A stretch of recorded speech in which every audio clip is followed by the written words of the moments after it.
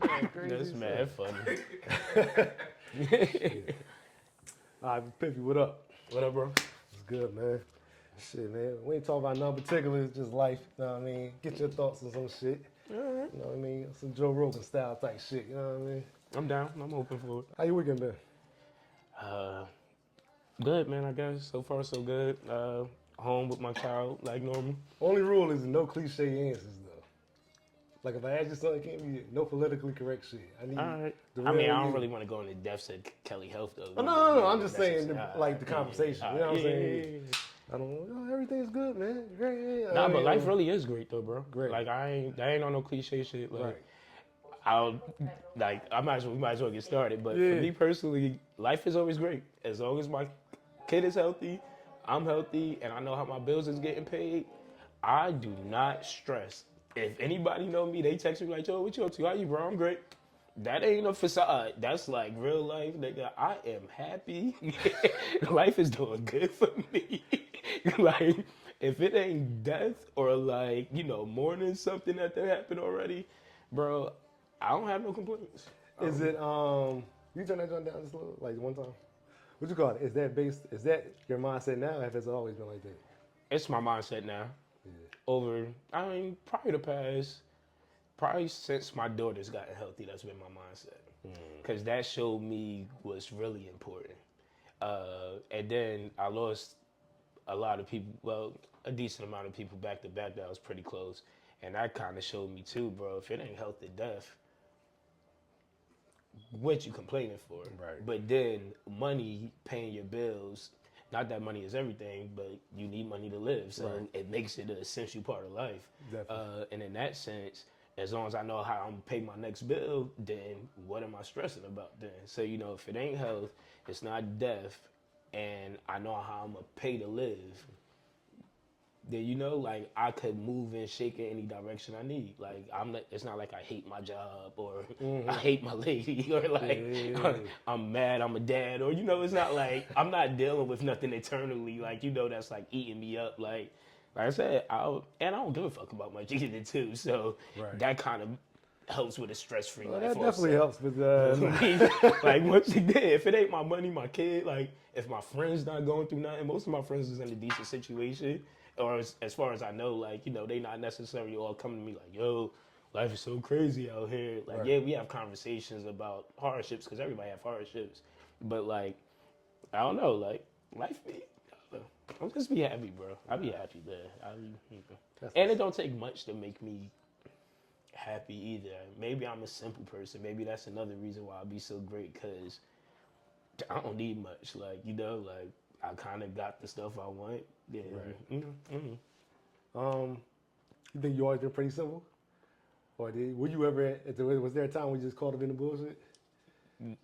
Yes. Yeah. Different phases of bullshit. Yeah. Yeah. Like, cause at first I was about to say, yeah, I've always been simple, but nah, I was hard headed once upon a time ago. Like, I had phases in life, bro. And what I mean by that is, like, all right, so when I was, like, in the city as a kid, I was, like, when I was first, like, my first thoughts of myself was a real loud, rambunctious, tough ass kid. Yeah.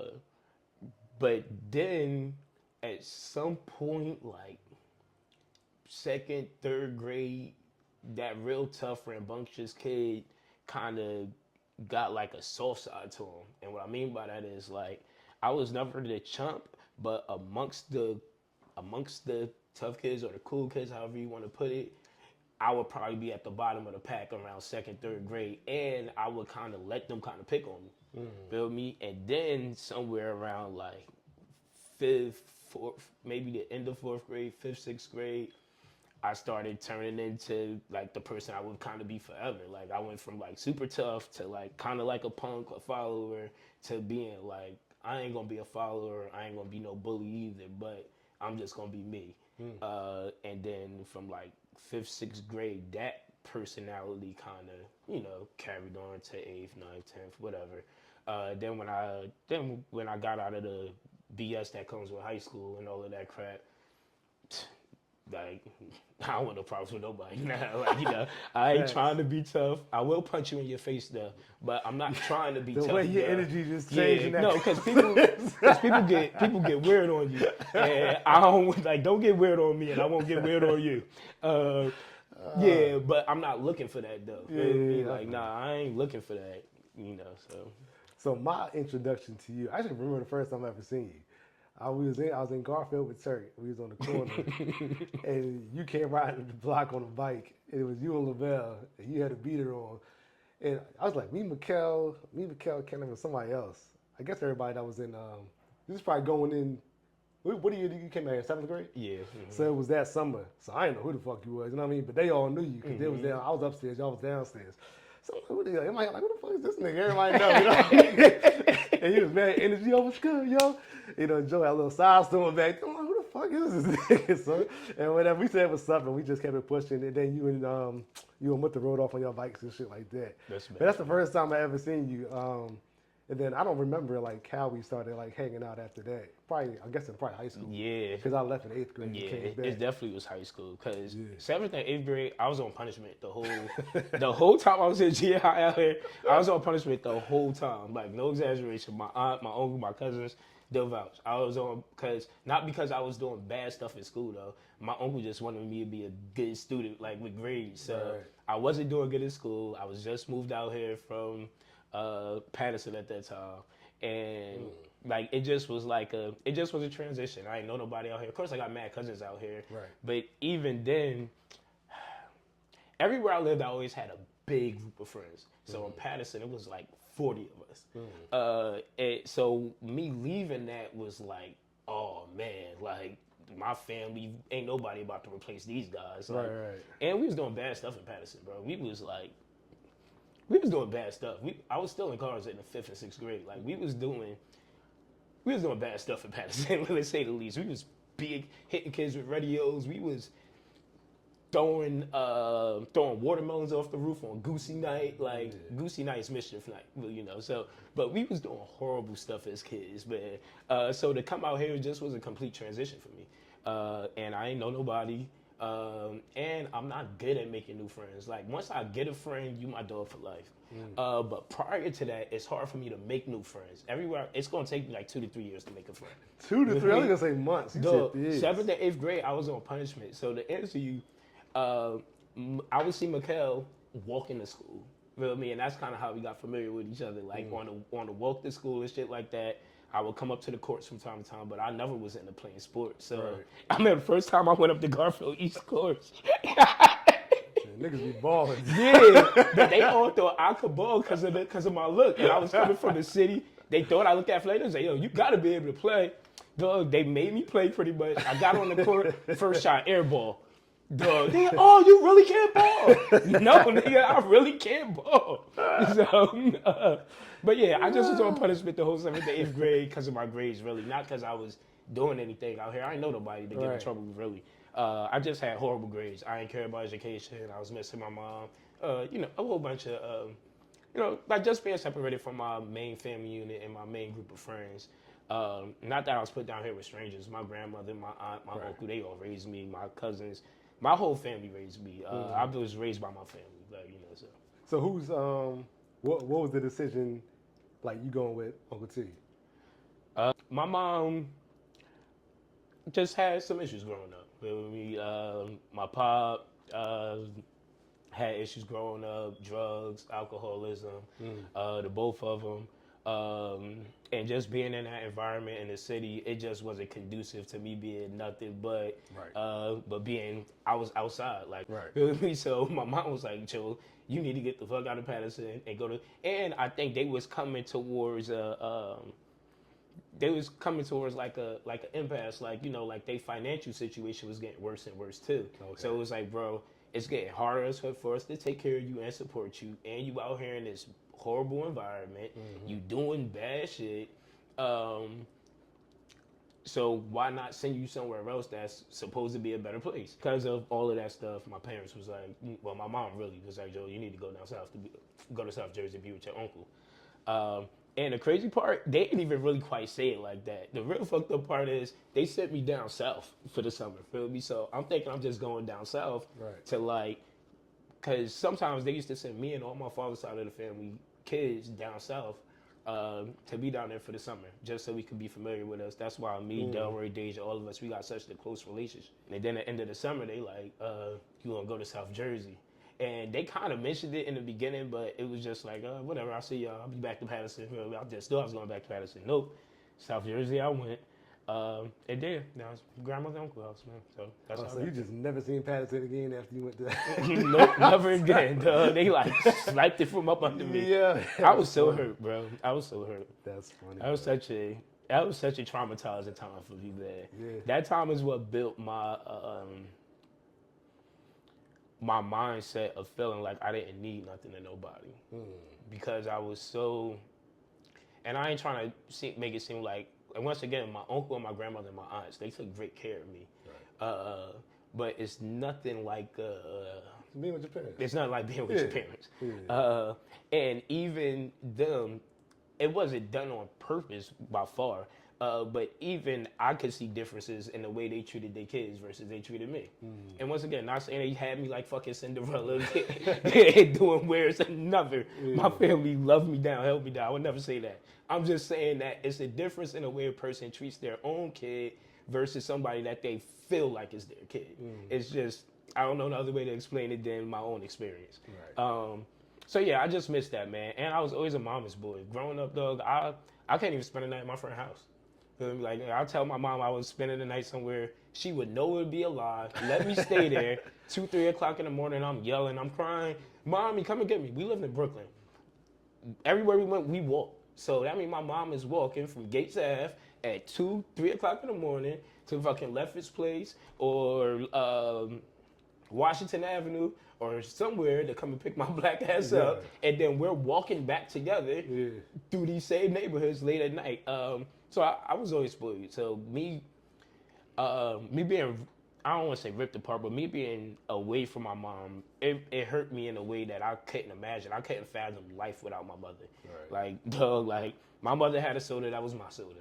My mother, like, she eating a chicken leg, nigga, that's my chicken leg too. Like, my mother didn't have nothing that I didn't have too. So to be down here and not be up under her authority and just her love, that was Did that like create some resentment? Like like at that point, you know what I mean? Was you like did it turn to that? You know? Excuse me.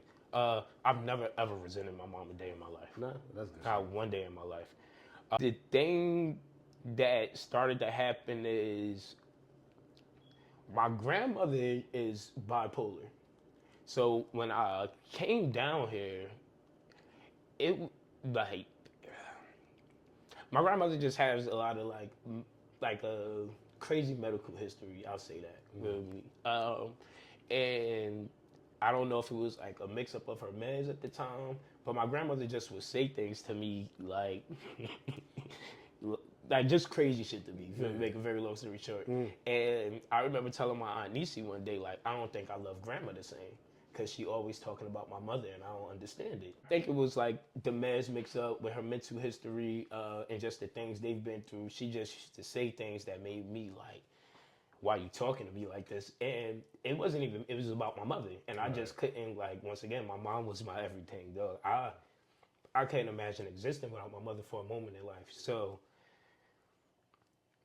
yeah, so that was a little hard to deal with. And then after that happened, after me and my grandmother got through that, life became, you know, whatever. I love my grandmother. I don't think it's a person living on earth that I love more than my grandmother, to be honest with you. My daughter is like right there, but my grandma, it's only because my daughter younger though. But my grandmother, like, yeah, so, you know, we got through what we got through, but, you know, so, yeah. That's what's up. So what is Uncle T? Like, what is Uncle T? I already know he's like a, you know what I mean, father figure. Everything I am, bro, is in large part due to my uncle. My uncle, he's the reason for what I am, because I was hard around the edges. When I got out here, I was going through a lot. I didn't want to do things, and I didn't necessarily agree with the ways he went about things all the times, as far as teaching me lessons. Like, I remember one time I got in trouble for grades once again, because in seventh, eighth grade, I was only getting in trouble for grades because I didn't know anybody. I wasn't doing anything else. And my mom came out here to visit, and she wanted to take me to the movies. And I ain't seen my mother in months at that point, I feel like. And he was like, no, he can't go. And I was so fucking mad because I'm like, nigga, what you mean? Like, all right, I'm on punishment, but nigga, I should be able to go to the movies with my mom. She dropped me the fuck off and then take her ass back to Patterson, feel me? Like, you know, like, and I did not understand or grasp that concept for well over a decade after that happened. Just because I couldn't understand, like, nigga, why are you being such an asshole right now that I can't see my mom because I got a fucking F? Like, that didn't make sense. It's not like I punched you in the face or stole the car or was selling crack out the back of the house. Like, I used to do bad stuff in the city. Like, I'm getting punished for a bad grade. Like, it just didn't, like, you know, looking back on it, though, I needed that level of armor for me to break me, pretty much. Because minus that, I still would have been a hardhead thinking I could do things my way, the way I wanted to. Like, nigga, you can't do nothing to me. You're not going to break me. That always been my mind. But when it comes to my mom, like, you could break me, feel me? And that shit broke me down. I ain't gonna lie to you. Like, it took me a decade to realize that I needed that lesson in the moment. And even to this day, I still wish I could have went to the fucking movie with my mother, nigga. But I also realized that a lesson needed to be taught there in that moment. Like, yeah, Kathy, I get that this is your son, but you put his life and responsibility in my hands, and I'm trying to help him see and do things a little bit differently. And all because now you have the time and availability to come down here and show him a good time, does that mean his discipline stops? And, you know, once again, the type of person I was, I needed some of that hardness. I ain't gonna say I needed it all, but I definitely needed some of it. Feel me? And my uncle, as a man, I know he just was doing what he thought was best, even though I didn't agree with a lot of that shit at the time. But who my uncle is the reason that I'm the man I am today, to be honest with you. And he ain't do it on his own, but he was the main driving force behind me trying to learn what the fuck responsibility was. And my Aunt Tawana, my cousin Pam, my Uncle Stacy, my grandmother, they were outlets for me to fucking have some fun. Feel me? Like, cause my uncle just was always like, Joe, you need to do this. Joe, you need to do that. Joe, you need to be up at this time. You gotta be here. We gotta be to work. You gotta do this. You can't make me look bad. Blah, blah, blah, blah, blah. We got a family name, et cetera, et cetera, et cetera. But my aunts and cousins, they were outlets for me to have some fucking fun. So, All right, let's talk about your comedy show. I'm just jumping around. We just talking. Yeah, you know what I mean? You want to tell me? What you call it? Talk about your comedy show. Comedy show. Last night. TK Kirkland, man. Was he the only big name that was on the joint? Or? Yeah. Okay. He's a GOAT, bro. He's a legend. He's just such a raw, funny guy. Feel me? He's 65. He don't look 65. Yeah, he like, and you know, I think as a black man, bro, when you make it to 65 and you, like, TK has lived. I'm about to act like I know the nigga.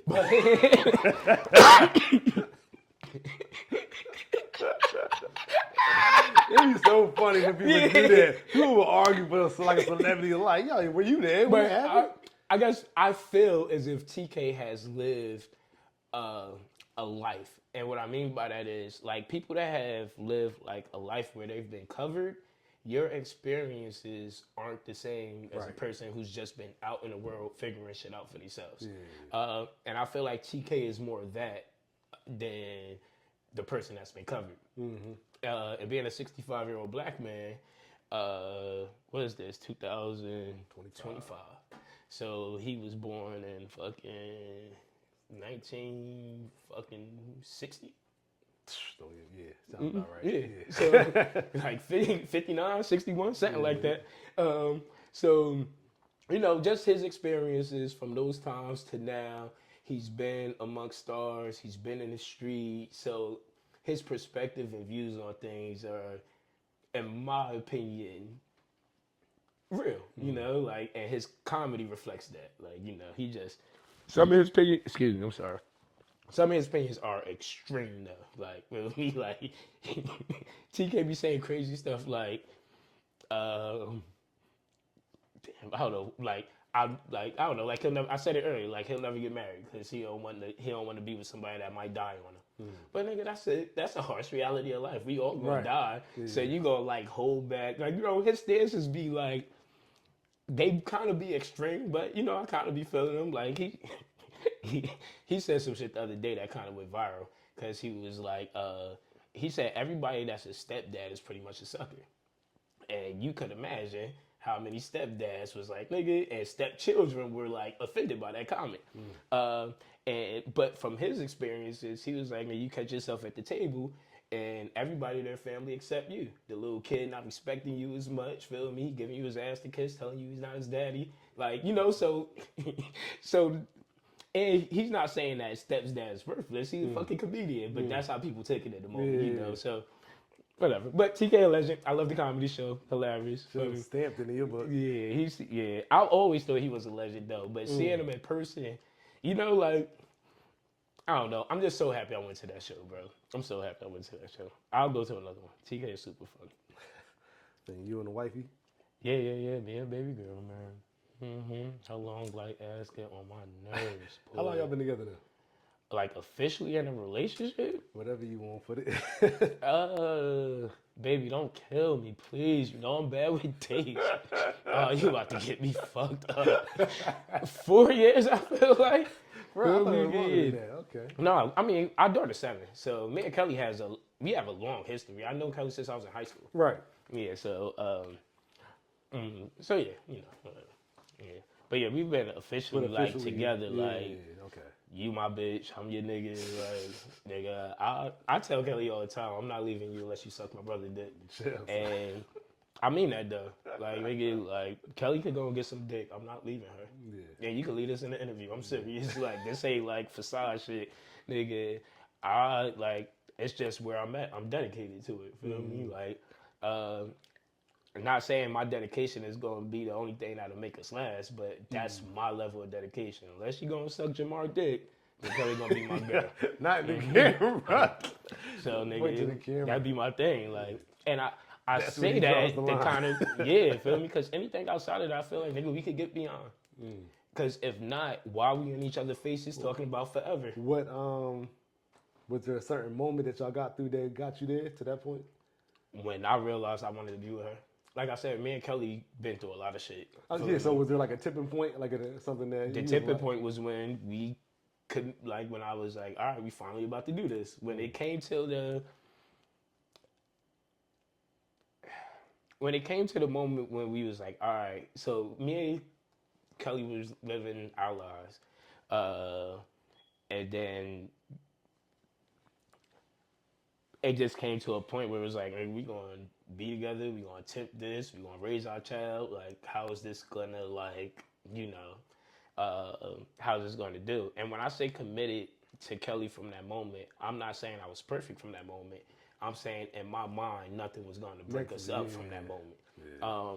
So yeah, from that day, I was like, Doug, nah, nigga, I'm not leaving you. I like, if we break up, it's because you dumped me. Like, feel me? I ain't about to be the one to be like, yo, get out. Like, feel me? Like, I don't want to be with you no more. Right. And that level of commitment, I think, of course, it came with Kalani too. Feel me? Because when Kalani came here, all the shit she been through, bro, I don't know, man. My baby been through a lot, man. We planned my baby funeral, man. Like, without getting into details, we planned Kalani's funeral. We thought Kalani was not going to make it, buddy. Even after she made it, I felt like I had buried the kid for super long. I almost felt like we had twins. One had lived and one had died. My heart was like, because mentally... Oh, you saying you guys did have to? No, I'm saying that's what it felt like. Yeah. Like, even after, like, because, like I said, we planned the funeral thinking that we was going to have to bury her. Yeah. And then, I don't want to get into all that in the hospital stuff, but once everything played out how it did in the hospital, it was kind of like... I can't believe, because, for me, I was separating myself almost from Kalani's conception because I felt like we was going to have to bury her. Yeah. Kelly, on the other hand, she wasn't separating shit. Like she Kelly is the reason for everything Kalani is today. Because without her, bro, like, I wasn't in the headspace. I wasn't there. I thought my baby was going to suffer. I thought I had made some horrible decisions. I couldn't do nothing about it. Like, it's just like, nigga, Kalani coming, you can't do shit about it. Yeah.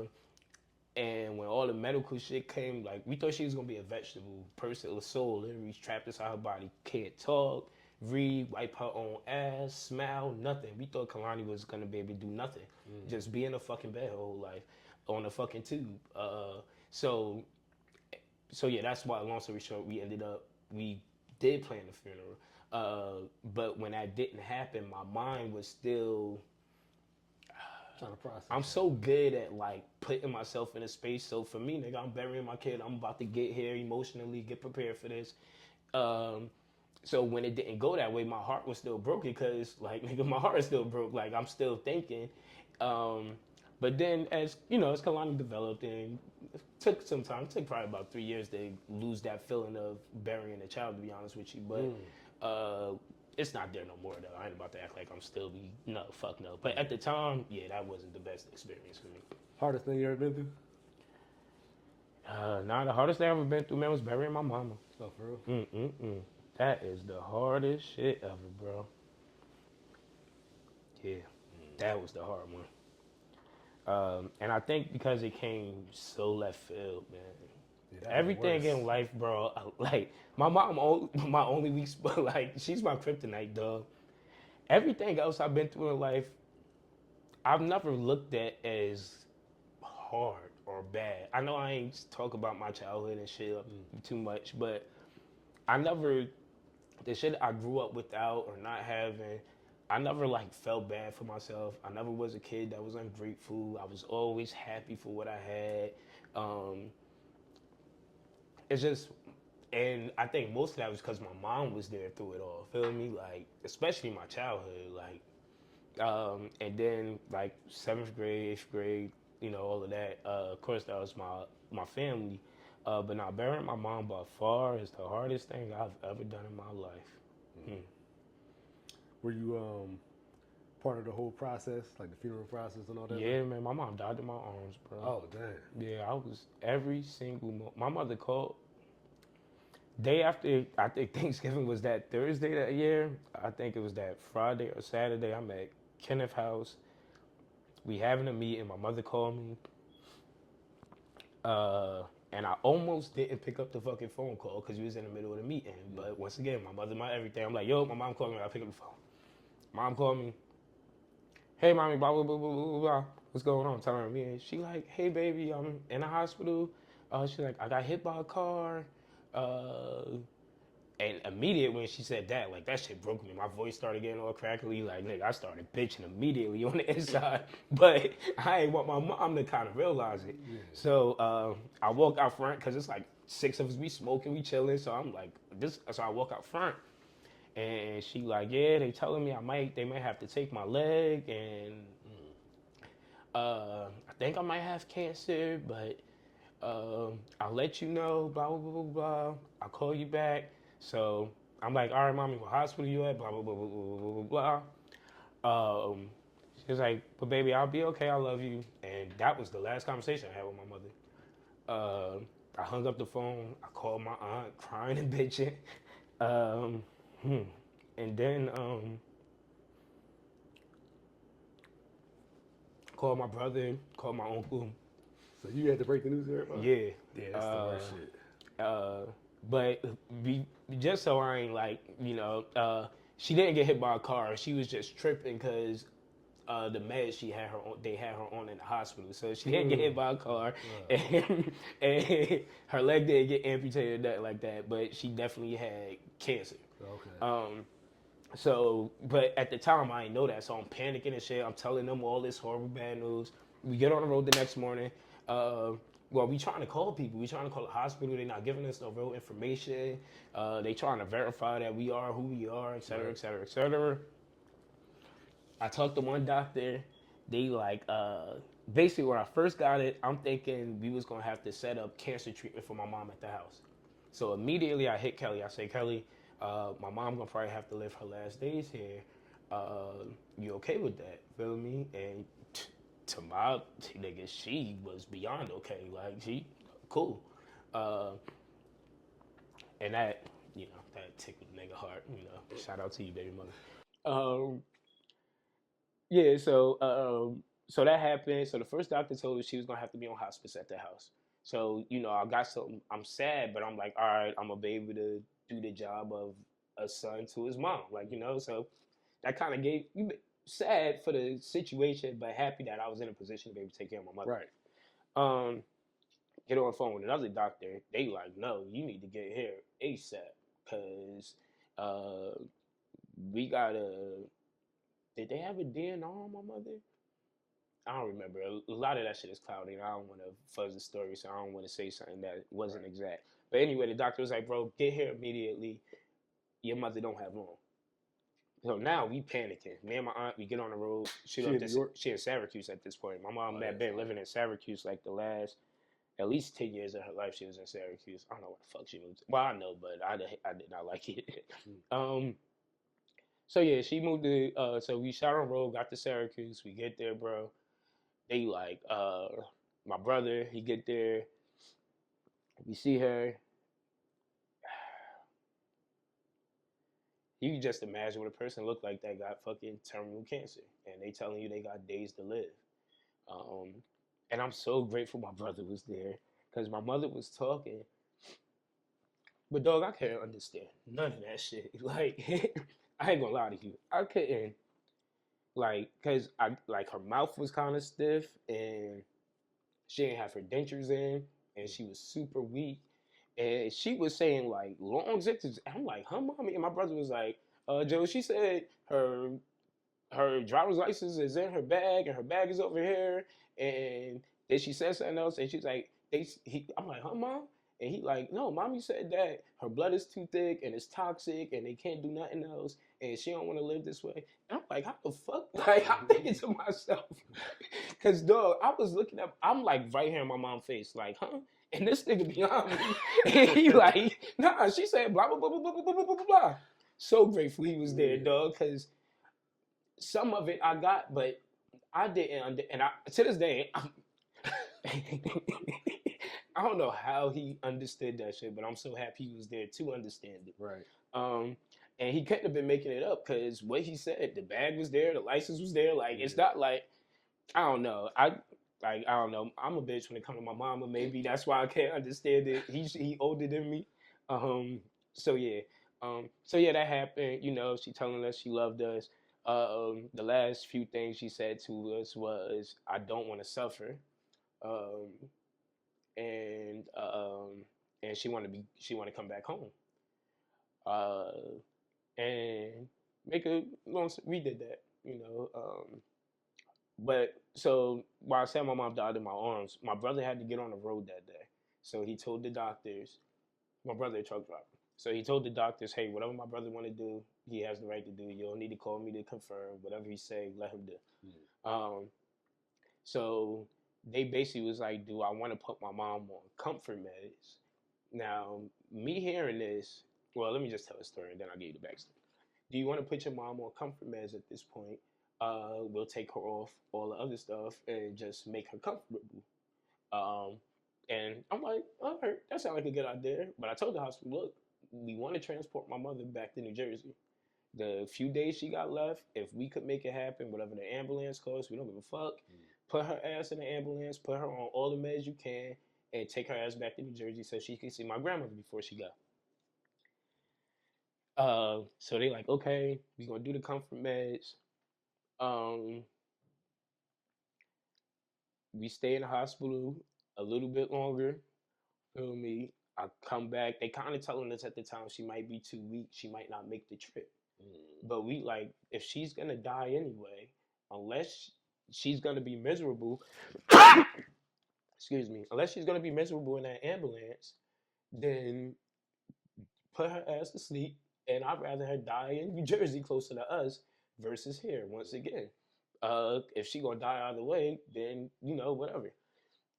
So we put her on comfort meds. I'll leave. The next day, it's like, when the story first happened, I remember the time so well.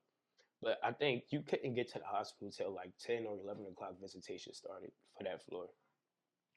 And me and my aunt was running a little bit late. Um, so I'm like, but we like, come on, we gotta go, we gotta go, we gotta go. My mom friend meets us there, Valerie.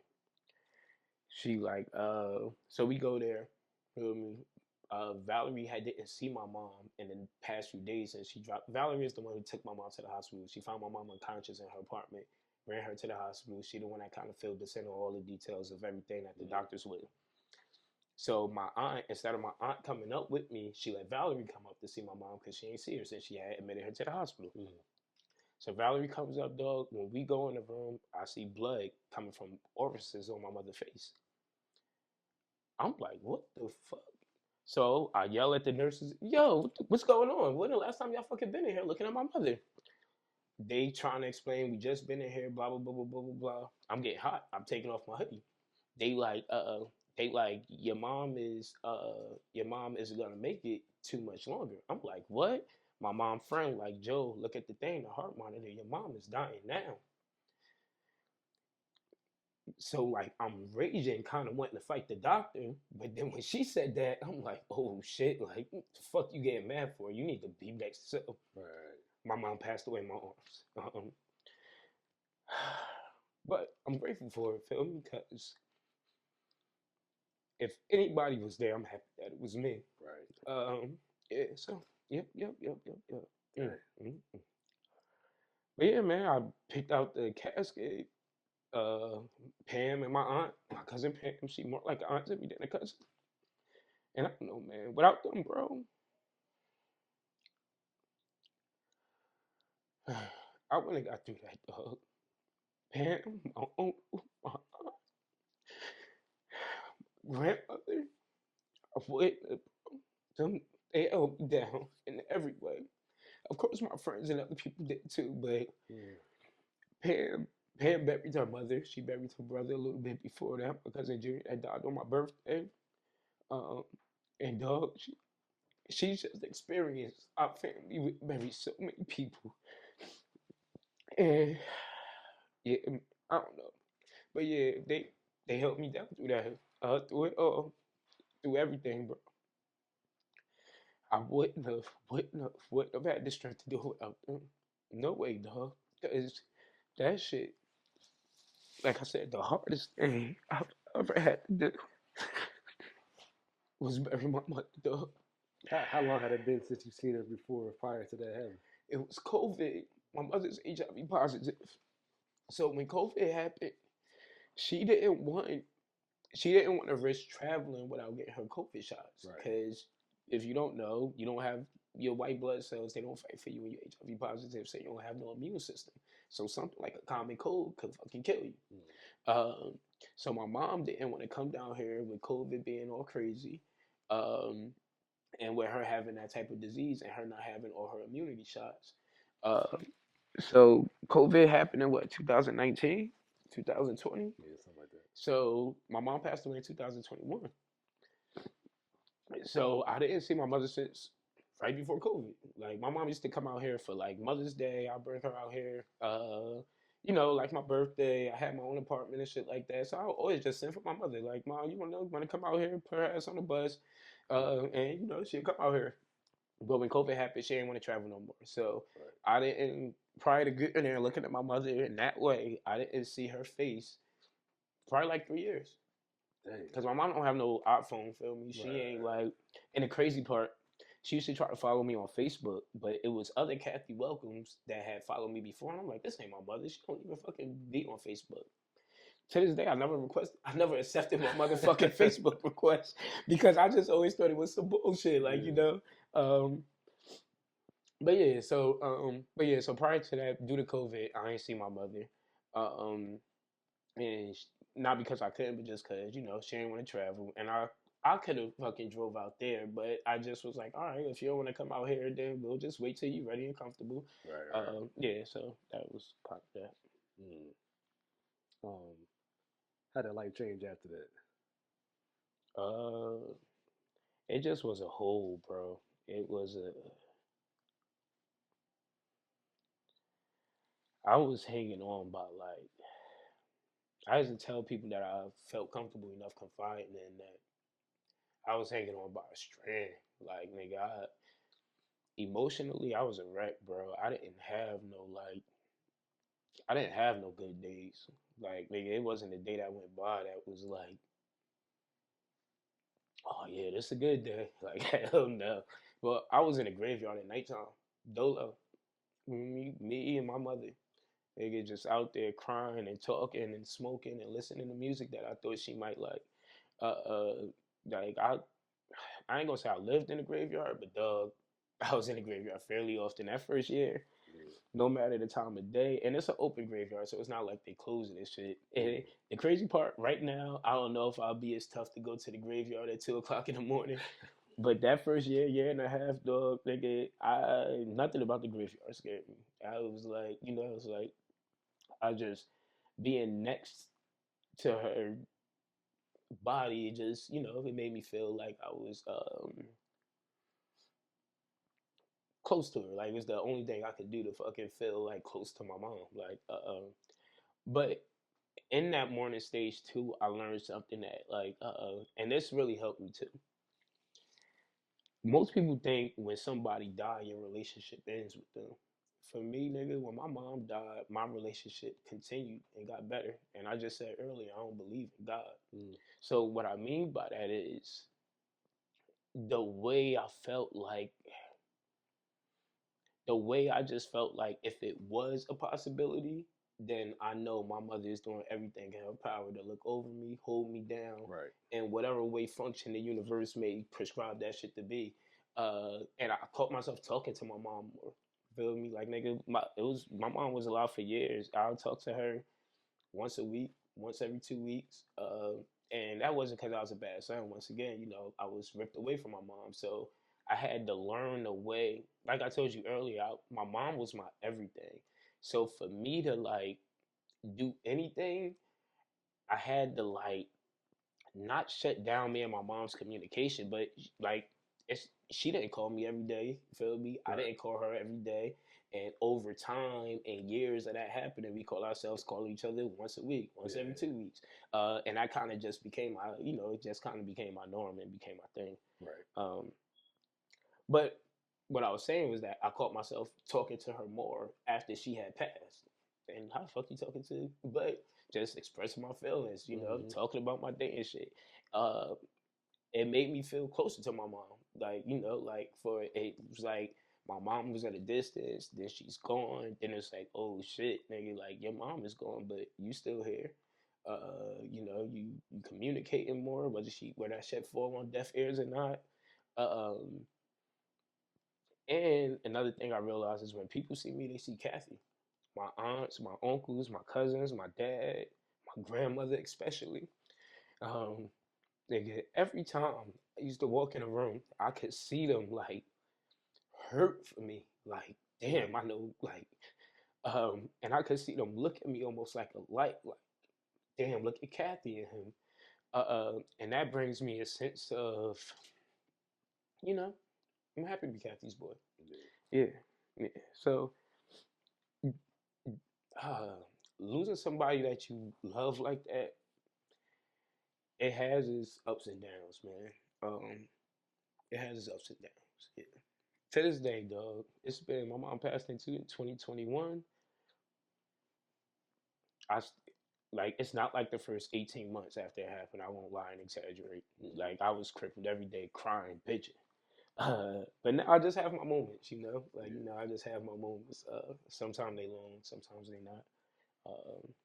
But no, no. Do you have like a process now? Like when you do have them down moments, like now, do you like, all right, I just feel it. I just, The okay. best thing I could tell for anybody, dog, that's going through something like that, if you have the strength and the sanity to go through the motions, go the fuck through them. Don't hide. If you feel like crying, cry.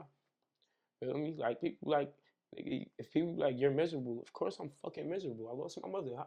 How am I supposed to be out here? Like I'm supposed to be like, like, nigga, if you feel miserable, if you feel sad, and I got a playlist that called Mommy. Nigga, I listen to that playlist and this shit makes me cry. I listen to it because it helps me feel Yeah. and remember my mother.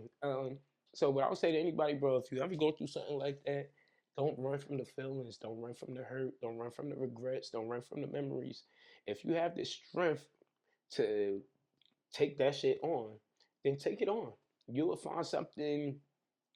I ain't gonna say better because I haven't found something better than my mother on the other end, but you will find a way to cope on the other end of all of that. Right. So yeah, mm. You said that during you planned the funeral process, your brother left you in charge to make the decisions and stuff like that. Well, no, in the hospital. When What it came to hospital? the funeral, that was a group effort. That was really my aunt Tawana, and my cousin Ben. Feel me? Yeah. And you said something along the lines of like you were happy that you were in position to be able to step up. You know what I mean? Do you feel the responsibility at the age that we're at now to be like your uncle and aunt and them to be able to pass that torch to you?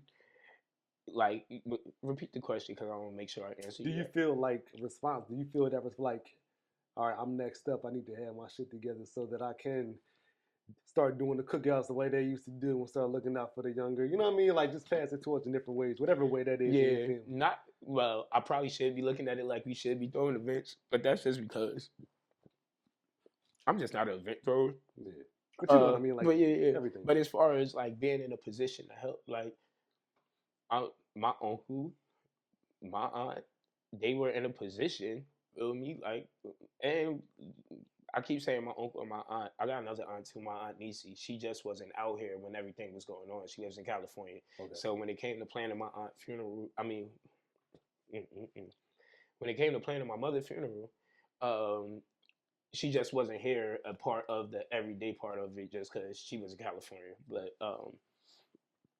But yeah, like they held that down, bro. They paid for it. Like that shit came like left field. I didn't have no burial money for my mother, like not to the expense that we wanted to send her home. Right. My aunt and my uncle, like my uncle was even trying to be cheap. You know what I mean? My aunt cursed him out like, nigga, no, I don't care what you talking about. If you don't want to do it, then I'll pay for it. I make mad bread. I got a checkbook, nigga. Whatever they want to do, we gonna do. So yeah, like mine is my aunt and uncle. Once again, salute to y'all. Yeah, they a big part in they're a big part in that. You know what I'm saying? But do you feel the Oh responsibility yeah, now? yeah. That's why I work so hard, bro. I work so hard to be in a position to do shit like that for somebody in my family one day. Right. Feel me? Like, cause like I said, mine is them. Like when somebody you care about pass away, it's so crazy how much the funeral and the flowers and how important that shit becomes. But when you're not financially able to do it, and in 2021 I wasn't a bum ass nigga. I just didn't have 15, 20 grand to fucking throw on the funeral out of my pocket, Phil, because it came last minute. So it just was. I'm just grateful that they was there, and I'm grateful that now I'm in a position that, like, if push come to shove, like, yo, we need to bury somebody, let's make it happen. Um, Such a great thing, and that's why I work so hard, though. That's what I was saying. My mind keep going off on tangent because I'm like fake sad and shit. But but yeah, that's why I work so hard, bro. To like how I work, how I work. I Nah, work definitely. sun up to sundown. You don't even have to work as hard as you do. But I can't imagine my lady, my baby, us being in a situation where it's like, bro, we don't have like. And I was at a position that once upon a time in life where I would catch myself borrowing money. And not saying that borrowing money is a bad thing, and not saying I was borrowing money every day, but like every 3 months or once a 6 months, I get $500, blah blah blah blah blah. Mm-hmm. And luckily, I had friends and family in positions to give it to me. But at some point, I kind of said to myself, "Nah, Joe, like nigga, you need to work harder." And that's when I started working harder. Like, cause yes, I'm grateful to have people that I can go to, but why don't you have it for yourself? Right. And I feel like as a man, like, bro, your family should be able to depend on you. And if you got to depend on another man that has a family on his own, not saying that they can't, but you should just be able to handle your own. You know what I mean? So that's why I work so hard, bro. I don't never, ever, ever. And not saying I won't ever come to a situation where I may need help again, but just saying for the most part, my shit is under control now. How important is it to you to keep like trying to think how to word this question, like family tradition or keep the family connection together? Because I feel like nowadays a lot of people be focused on their immediate family. Mm-hmm. They're not worried your brother, your sister. Oh, that's you know what I mean. They doing Mm-hmm. how is it important for you to have the connection? Not necessarily take care of everybody, but just that connection with it. You know what I mean? It's important in the sense of I value it, but how much am I making it happen? So that's when I kind of like, how much is something really important to you? And what I mean by that is, so yeah, I care about that, but I'm not day to day making sure my family is connected. If that makes sense. Yeah. So I can do better on that side of it. But I think it's extremely valuable though for family to stay connected. The reason why I'm answering it like that is because I know I'm not doing my part day to day to make sure me and my family are connected. Right. For the most part, day to day, bro, I go to work, I come home, I'm concerned about my fucking kid. You know what I mean? And and that's it. Like, like, and yeah, I talk to my friends. I got mad group chats and family chats. But yeah, I think it's super important. Me and my cousins, we trying to buy some land together. Like I said, we all kind of grew up together. So, and it's a lot of us. So we trying to get a big chunk of land together. So yeah, I think it's extremely important. I'm real big on community living. That's like a dream of mine. One day, if I can make it happen, that's where I would like to die. Somewhere around all my family and friends on our land. And really leaving something to our fucking kids that's like a community. Yeah, that's what. Would you be? I think we kind of touched on this before. Would you be opposed to moving abroad? As long as I can maintain, though. I think I told you this before. My only fear with moving abroad is earning the same income. You want something? No. My only thing with moving abroad is earning the same income. Like, I don't know if I'm gonna be able to move to like Spain and make the same amount of money I make here with the same skills I have here. So that'd be my thing. But if I can make the same money, hell yeah, I'll go anywhere. I think I've been thinking like the last year, like I want to get some property outside the country for like retirement though. You know what I mean? And dip off and come back and dip off and come somewhere where my dollar goes a little further. You know what I mean? It just, especially during the wintertime. Like, hell yeah. No, that'd be birds. You know what I mean? But yeah. What you about to say? No, I definitely want some land somewhere else. Exactly where, I don't know. Yeah, and I don't even really care because all those islands the same to me, to be honest with you. Right. The thing that vary is the music and the food. So as long as you like the music and the food, then take your ass to an island and have fun. So whatever. Dopest place you ever been? My favorite island is Jamaica, hands down. I've been there 4 or 5 times. I love Jamaica. Well, which one sold you? The very first one, Be Weather. Everybody says they enjoy it. I missed that joint. It's just because, I was born in Brooklyn. Anybody that's been to Brooklyn know that everybody in Brooklyn think they from Jamaica, especially in the 90s and 2000s.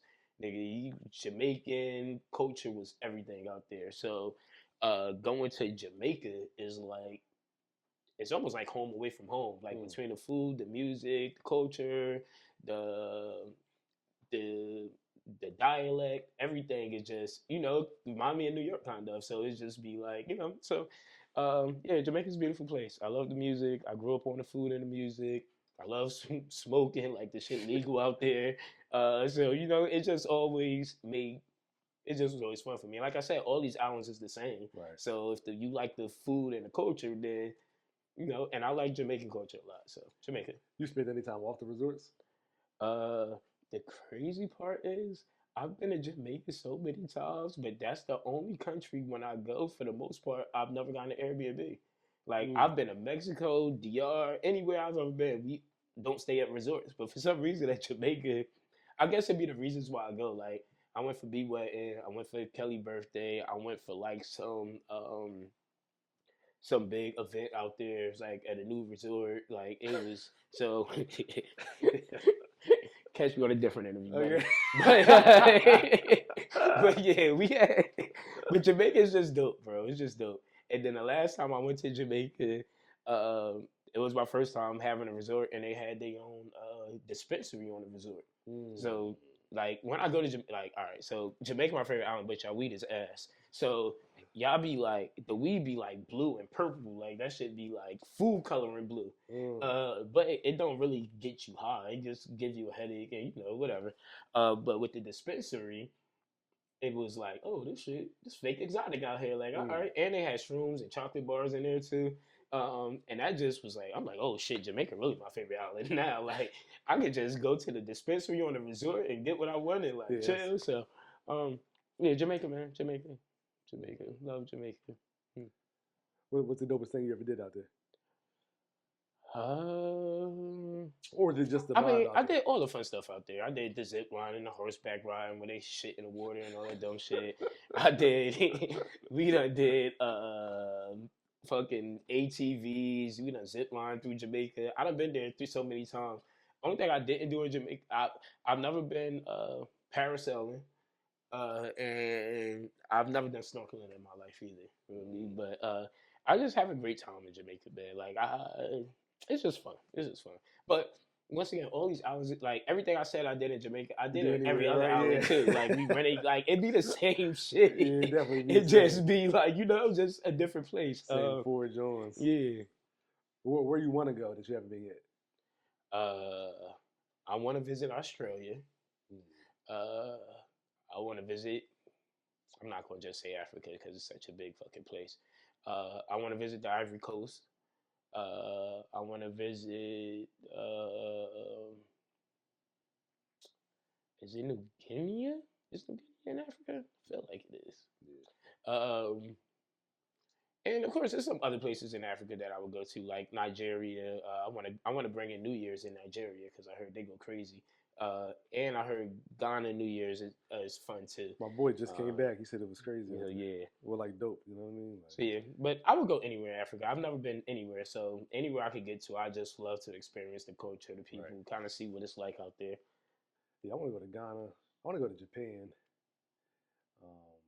I mean, I'll go anywhere, to tell you the truth. But the only reason why I haven't gone anywhere, like, because I'm going to go to, like, where the place at where they be, I want to go to Bangkok. Feel me? Like, Thailand. I want to go, like. That's on my list, too. I want to go, like, to the crazy places in the world. Right. And really experience the life and the culture. Not saying I'm eating chocolate-covered roach, but I want to see what they look like on the stand. Feel me? Like, I just want to see what that shit is like.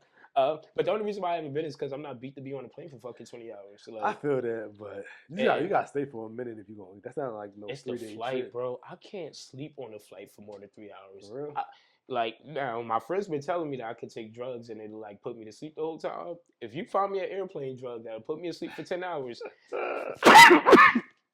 I'll take it. Feel me? I'll just go to sleep and I'll try staying up all night, call myself getting high, walking in the airport smelling like a fucking pig. That shit do not work. That's funny. But yeah, I definitely want to go to those other places, bro. I just, like I said, the long flight be the reason why, the biggest reason why. Yeah. But plan a trip, I'm down, bro. Let me know. I know, yeah. I want to for my 40th, right? I was thinking, so Char wanted to do a party for me, big party.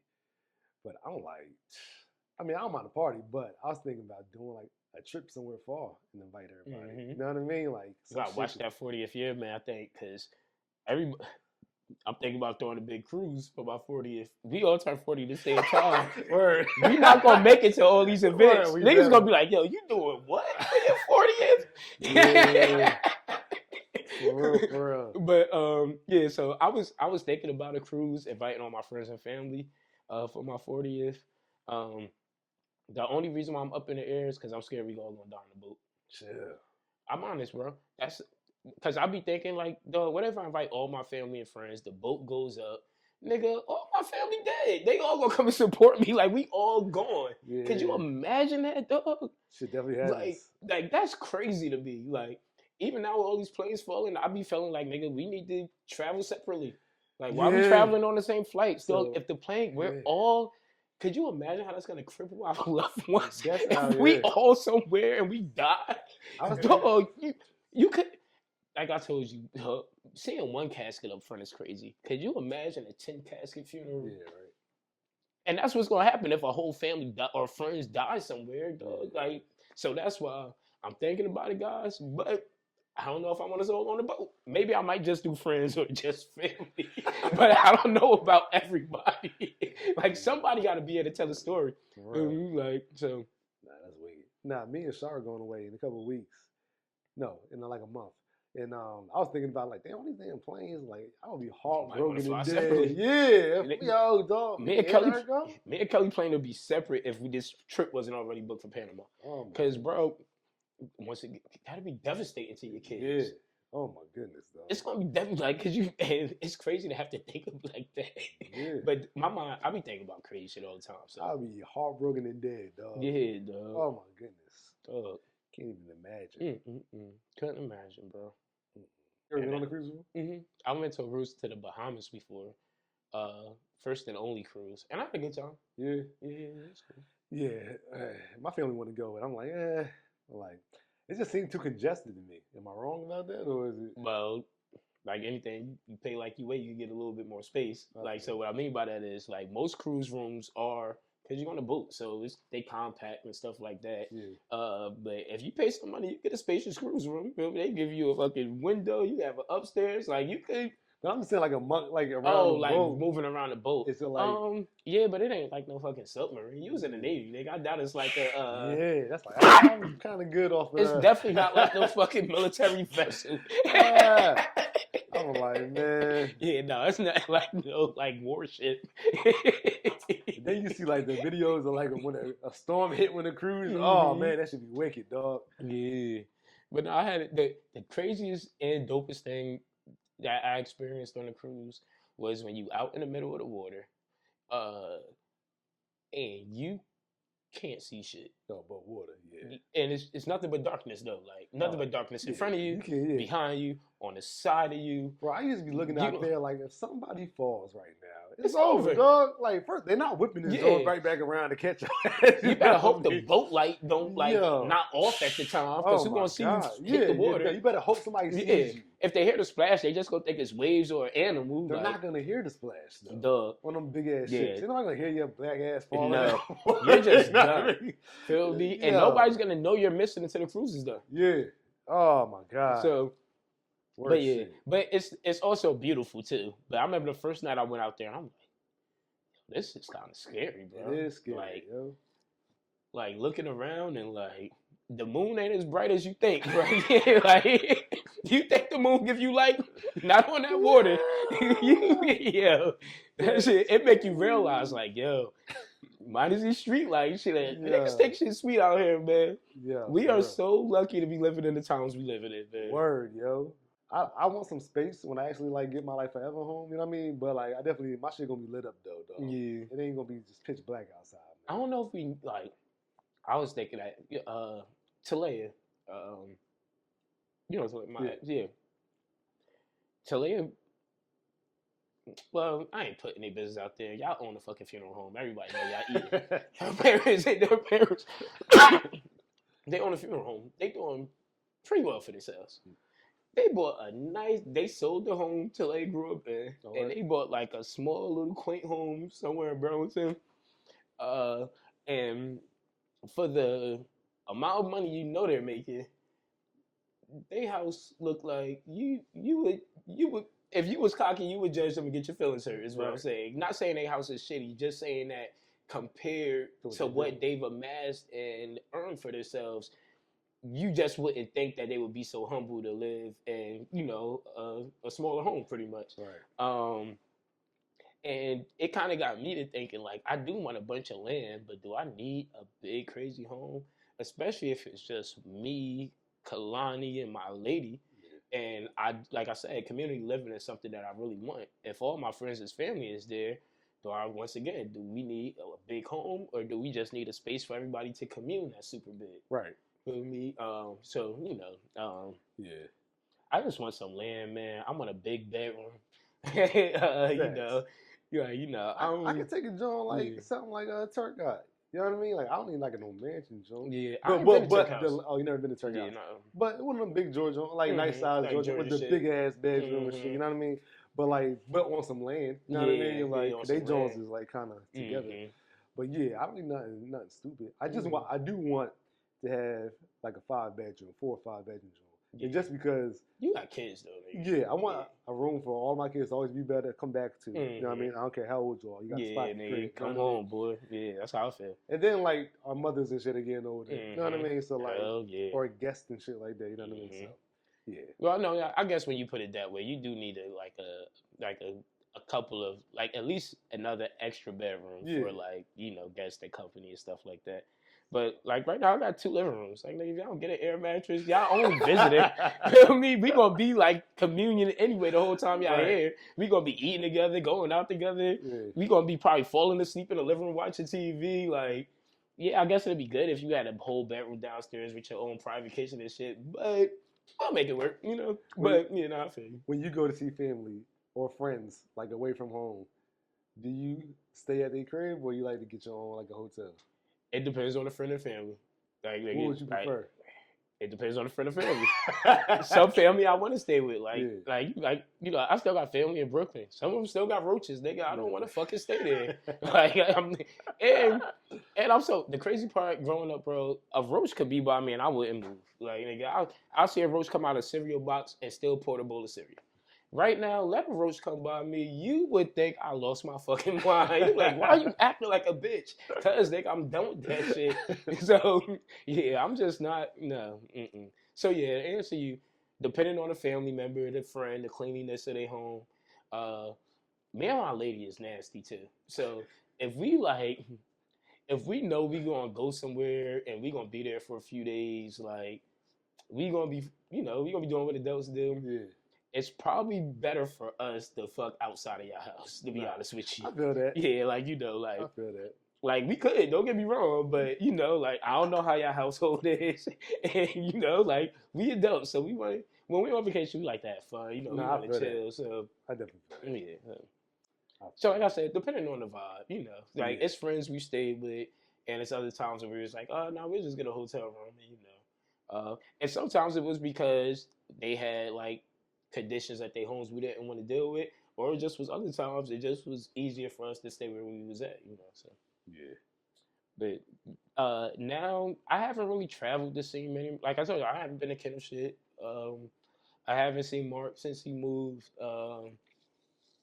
So I'm pretty sure when I go and see Kenneth, I'm probably end up staying at Kenneth and Keith's house just because, Kenneth and Keith, they going, no, you guys gotta stay here. And then Lavelle, oh, no, see, I might have to get a hotel because Lavelle live out there too. You do for a trip, it sound like. Yeah, I am. But I got enough vacations going on, bro. Once I get back, I don't really got shit else planned. Did you ever think about going to the military? Only reason why I'm not in the military is because of my uncle people. Feel me? I graduated 2005. When did 9/11 happen? 2001, 2002? Yeah. So I wanted to go to the military. That was what I was going to do right out of high school. You know which one you was going to do? What branch? I was going to try to be the Marines because once again, in my head, I'm thinking, nigga, I'm a tough ass. I would have tried to be a Navy SEAL, but I ain't swimming, so fuck that. So I was like, I could do something in the Marines. And then once I kind of learned a little bit more, I'm like, I guess every branch got those guys that's like, we frontline. It don't matter if we Navy, Air Force, Army, Marines, we them guys it is. But yeah, immediately I wanted to join the Marines.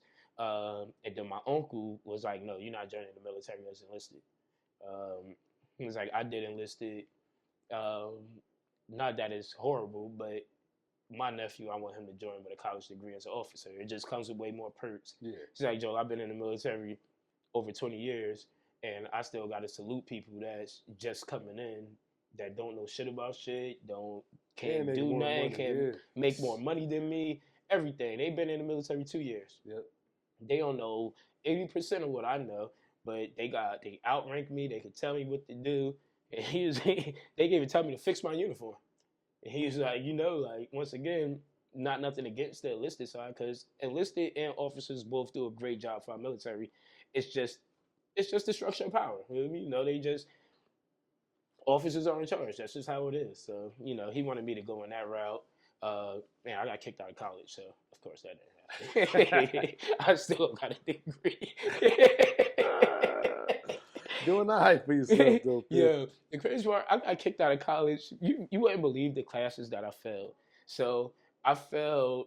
So at North Carolina A&T, I had it was like a psychology economics course that we had to have. Did great on that course. Like I said, at A&T, Dean's List. We'll be like, great kid, whatever. I got the Montclair. I took I was in some economics course. For some reason, nothing that teacher was saying to me made any sense. Dog, I would try to talk to him, have conversation. I was going through this weird phase at that time. So I felt like I was too old to still be asking my uncle and shit for money. And once again, that largely came from not because he made me feel that way, but because I felt like I'm not your son. I'm still asking you for money. I'm at this weird age where I should be grown. And I always had this urge to want to be independent. Like, I should get a job. I should be out here making this happen. Why am I still in school, not making money? It don't make no sense. I need to get a job. And I started thinking like that. So, in the mix of doing bad in school, I didn't necessarily give my all because I'm like, I'll just get a job. Whatever. I'll be all right. Like, who cares? Not who cares, but kind of like I could bust my behind in the real world, pretty much. Right. So anyway, economics I failed. My dumb ass was you had to take a language. So my stupid ass took Arabic. Now, if you know anything with Arabic, that shit is like hieroglyphics to this day. Like they don't read from left to right; they read from right to left. They books open from like whatever book you got in your hand at home, flip it around and open it that way. That's how they books open. So everything was different. Like they letters didn't even look like our letters. Yeah. Once again, I'm like, bro, I'm not about to. No, I'm not learning this. Why did I learn this? So just being Joe hard-headed, thinking that rebellious, I guess. So yeah, those are the classes I failed. They got my black ass kicked out of college. You've always had a lot of female friends, but you got like actual female Yeah, friends. You know what I mean? when I was younger with my female friends, and we were kids, like like I was a kid, the female friend counterpart was a kid. Of course, uh, it was some learning what opposite sex friendships was. So in those times early on, of course, I scraped my knee. Probably I was probably some girls' friends because I was friend zoned, or they was my friends because they got friend zoned, or we tried something and it didn't quite work, but we was still cool. So it was like, oh, let's be friends.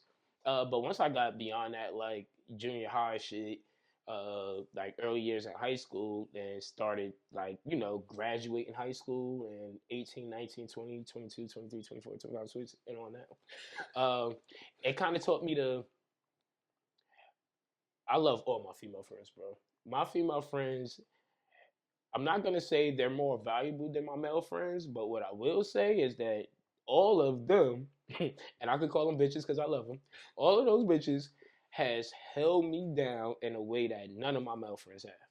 And not because they wouldn't or couldn't, but just because I probably wouldn't even have those same type of conversations with my male counterparts for them to know that I was in need of help.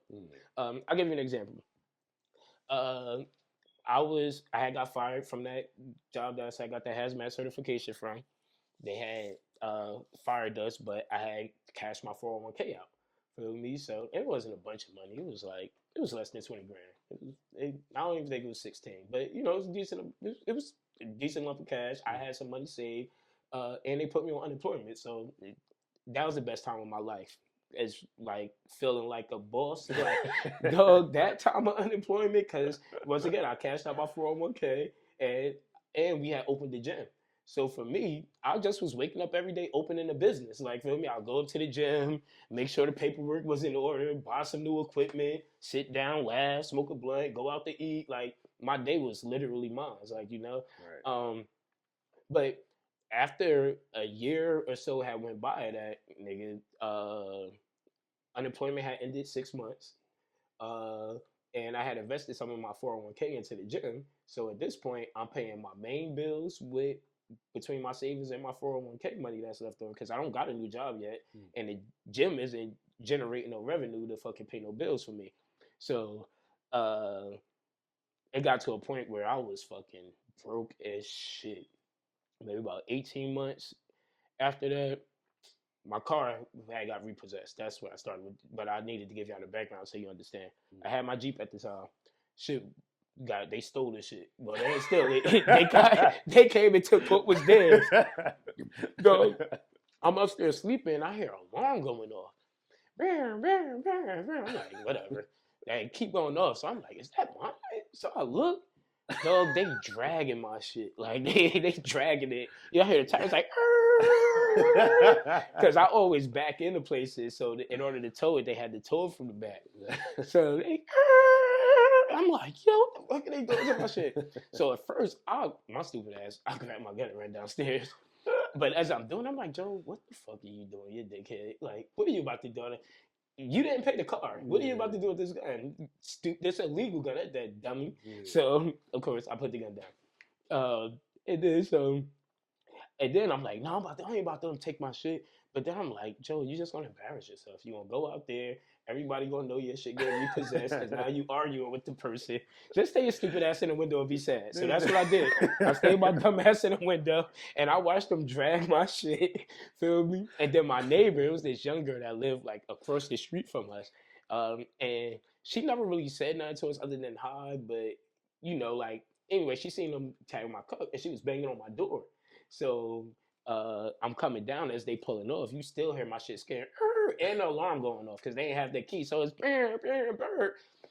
she like, oh my gosh, they just took your car. And I had to make up some dumb excuse like, for real, they did? Like, because I didn't want to be embarrassed and shit or stupid. Now she wants up. Yeah. I'm like, whoa, they took my car, huh? Even though I watched the whole shit out my window. So all right, the reason why I brought up this story is because I'm on the phone with one of my female friends, Lisa, shout out to you. Yeah. And I'm like, yo, dog, the fucking car got repossessed. I think the electricity, like shit was bad. So me and Chuck worked at the same job, but we was roommates. But we got laid off. So that means both of our jobs went at the same time. Chuck was smarter than me though. He started his job ASAP. Feel me? Like Chuck was on unemployment. Like he ain't let unemployment run out. I was like, fuck that, nigga. Chuck, you do what you want. I ain't working that hard right now. Mm. So shit was just, as a household, shit was like, you know, like shaky until we both got a job and income again. So anyway, I'm on the phone with Lisa. I'm like, yeah, man, they fucking took my car. And I'm not telling her thinking of anything. I'm just telling her because, you know, she just hit me, hey, Joe, how you doing? I'm like, man, she won't believe it. They just took my fucking car. I don't know how I'm going to get this shit back. Blah, blah, blah, blah. So, you know, we just talking. She just asking me, you know, we just have a general conversation. I'm like, yeah, man, you want like fucking $2,500. So I'm like, I got that shit. I got to pay my rent. I don't got no job coming in. Lisa was like, I got it. And Lisa was like, I got it. I said, huh? She was like, I got it. She was like, I got money in my bank account. It's just sitting in my bank account. You might as well use it. That just sitting in my bank account. You might as well use it. I was like as I am now, jaw drop shocked, but I'm on the phone, feel me? So I'm like, what Lisa? She like, yeah. I'm like, but bro, I don't know when I'm gonna be able to pay you back. Right. I was like, I'm telling you, like, and I don't want to do that. Like, yeah, I need my vehicle to at least get to a job and find a job, but I don't want to, like, you know, because they fuck around, repossess it again. Because once I get it back, I still gotta find a way to pay the payment again. Yeah. Like, you know. She said, Joe, don't worry about it. I got the money. Pay me back whenever you get it back. I was like, Lisa, it might not be for a year. She said, Joe, I don't care. So that's what I mean by like female friendships, bro. They just a different type of friend. Feel me?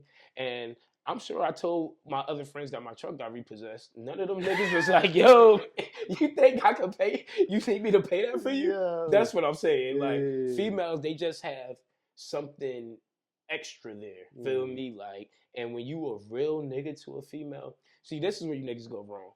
You aren't genuine friends to females. You trying to fuck them. You trying to like wait for your opportunity and your time up.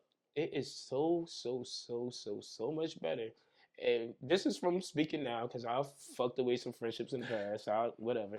But nigga, value your female friends. Keep your dicks out of them and give them genuine advice. They will repay you 1,000-fold. in friendship. At least in my experience, though. My female friends has held me down, and I've been in other fucked up situations. Feel me? Where my female friends, once again, I spoke to my same niggas about this shit, and my female friends for some reason was like, "Huh, Joe, you need this?" Like, I guess with your male friends, because even with me, well, I don't know, I'll probably offer, but they just more generous when it comes to that. Feel me? Like, like, oh shit, you going through what? And I've never heard nobody say, okay, I got the money, it's just sitting in the bank. Like, ain't that what everybody money doing? But for you, for some reason, it was like like, nah, dog, you can use this money. Like, I know I earned it, but it's your money too. And I don't know, like, all of my female friends, bro, like, nigga, my mama passed away. Almost every single one of the women that I call a friend showed up to my mother's services. And I didn't know knock to my male friends because, once again, it was COVID during that time. And even on the thing I posted, I said family only. The bitches didn't care. Feel me? They see family only and thought, bitch, I'm family too. And they came. That's what I'm saying. The difference is, and when they came, I needed them. I ain't gonna lie to you. Like, nigga, you should have. My brother and them was laughing at me because it was me, Kelly, and Kalani, but then it was fucking Sheree behind me. It was fucking Brandy behind me. It was fucking Nakia, Diggy. Like my female friends, though, they showed up for a nigga at my most vulnerable and weakest time.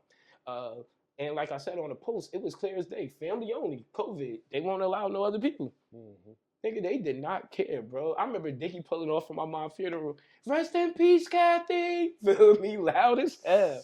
And this shit made me cry. Like, so that's what I'm saying, man. Females, bro, they just, my niggas and my female friends are different. They just different. They add different things to my life. I love them for completely different reasons. Feel me? I love my niggas for being real to me. I love my female friends for being there for me. So, yeah. You ever been able to repay any of your female friends in any? Yeah, I pay Lisa the fuck back. No, not for money. Oh, nigga. you mean like you think I'm a bum ass nigga on camera? I'm talking about like in the same way that they was there if they've held you down. No, nigga, Lisa is an assistant, an No, esthetician. nigga, I can't not help her financially. Not what I'm saying is I can't return that favor to Lisa with given her life circumstances. I don't think I can. It gives you advice, you know what I mean, or whatever. No, don't give. If Lisa needs me for anything, she live in Colorado now. Yeah. But if she need me for anything, it's definitely shit that I repaid it, I guess, just from being a genuine friend. But I was never there for her in the way that she was there for me because she didn't need it. Mm-hmm. Feel me? And so, like, right now, Lisa needs 2 stacks. Okay, I'll give Lisa 2 stacks. But I don't think Lisa probably would be 2 stacks. She'll come to be like, I need 20 grand. And I'll be like, Lisa, bitch, you need to talk to your doctor friend. So that's what I'm saying, like. So, yeah, if given the circumstance, I know I would, and they know I would. That's why I feel like they did it for me to begin with, though. Right. So, yeah, that's super funny, though. Best advice you ever got? I'm gonna have to think about that, bro. I've gotten a lot of Jews dropping on me throughout time that kind of helped shape me. All right, circle back to it. You got a lot of friends. Biggest thing you learned about people, good or bad? The best thing I learned about people is everybody is fallible. And if you know that when you're walking into relationships with people, I think your relationships will last better on the other end. So what I mean by that is we all grew up with the same friends for the most part because we all East niggas. We grew up around each other. I'm still cool with pretty much every East nigga. It's a lot of East niggas that's not cool with every East nigga. The reason why for some of those things is because they held that friend on too high of a pedestal to begin with. So for me, when that friend let me down or did something I disliked, it didn't break the friendship because I thought you was fallible from the beginning. I have a level of disloyalty that I could kind of like deal with or not deal with. Or a level, disloyalty the wrong word. I think human beings deserve a level of grace. That's the best way to put it. And people give everybody in their lives grace. They give the fucking jerk that ran them off the road. They boss everybody. But the people that you loved your whole life, you tend to have less patience for them. And I try not to do that. Feel me? I try to have the most patience for the people I love and care about. And I have the least patience for you niggas out on the streets. Just because, like, I don't know, I lead with respect, so I only want respect. And when you don't give it to me, I'm gonna take it. But with my family and friends, bro, they deserve the grace and you know, like, unless you like steal from my child piggy bank, put my kid at risk, put my lady life at risk, or something like crazy like that, dog, you gonna be my dog to the day I die. You know what I mean? So that's the thing I learned about human beings, bro. And the biggest thing about friendship, man, niggas need to have a lot more forgiveness in their hearts. I've had friends stop being friends with people over fucking snitch allegations and they ain't fucking read the paperwork themselves. Right. How you not this man friend no more, nigga?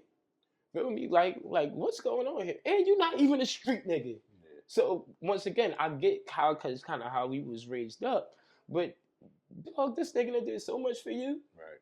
and now you gonna let something that don't even concern you. Like, don't get me wrong, when you in this now, if you and that man or you and that group was doing street shit together, and the one friend told on the other friend out of the group of friends, then I could kind of see how you look at him weird, cause y'all always in this together, et cetera, et cetera.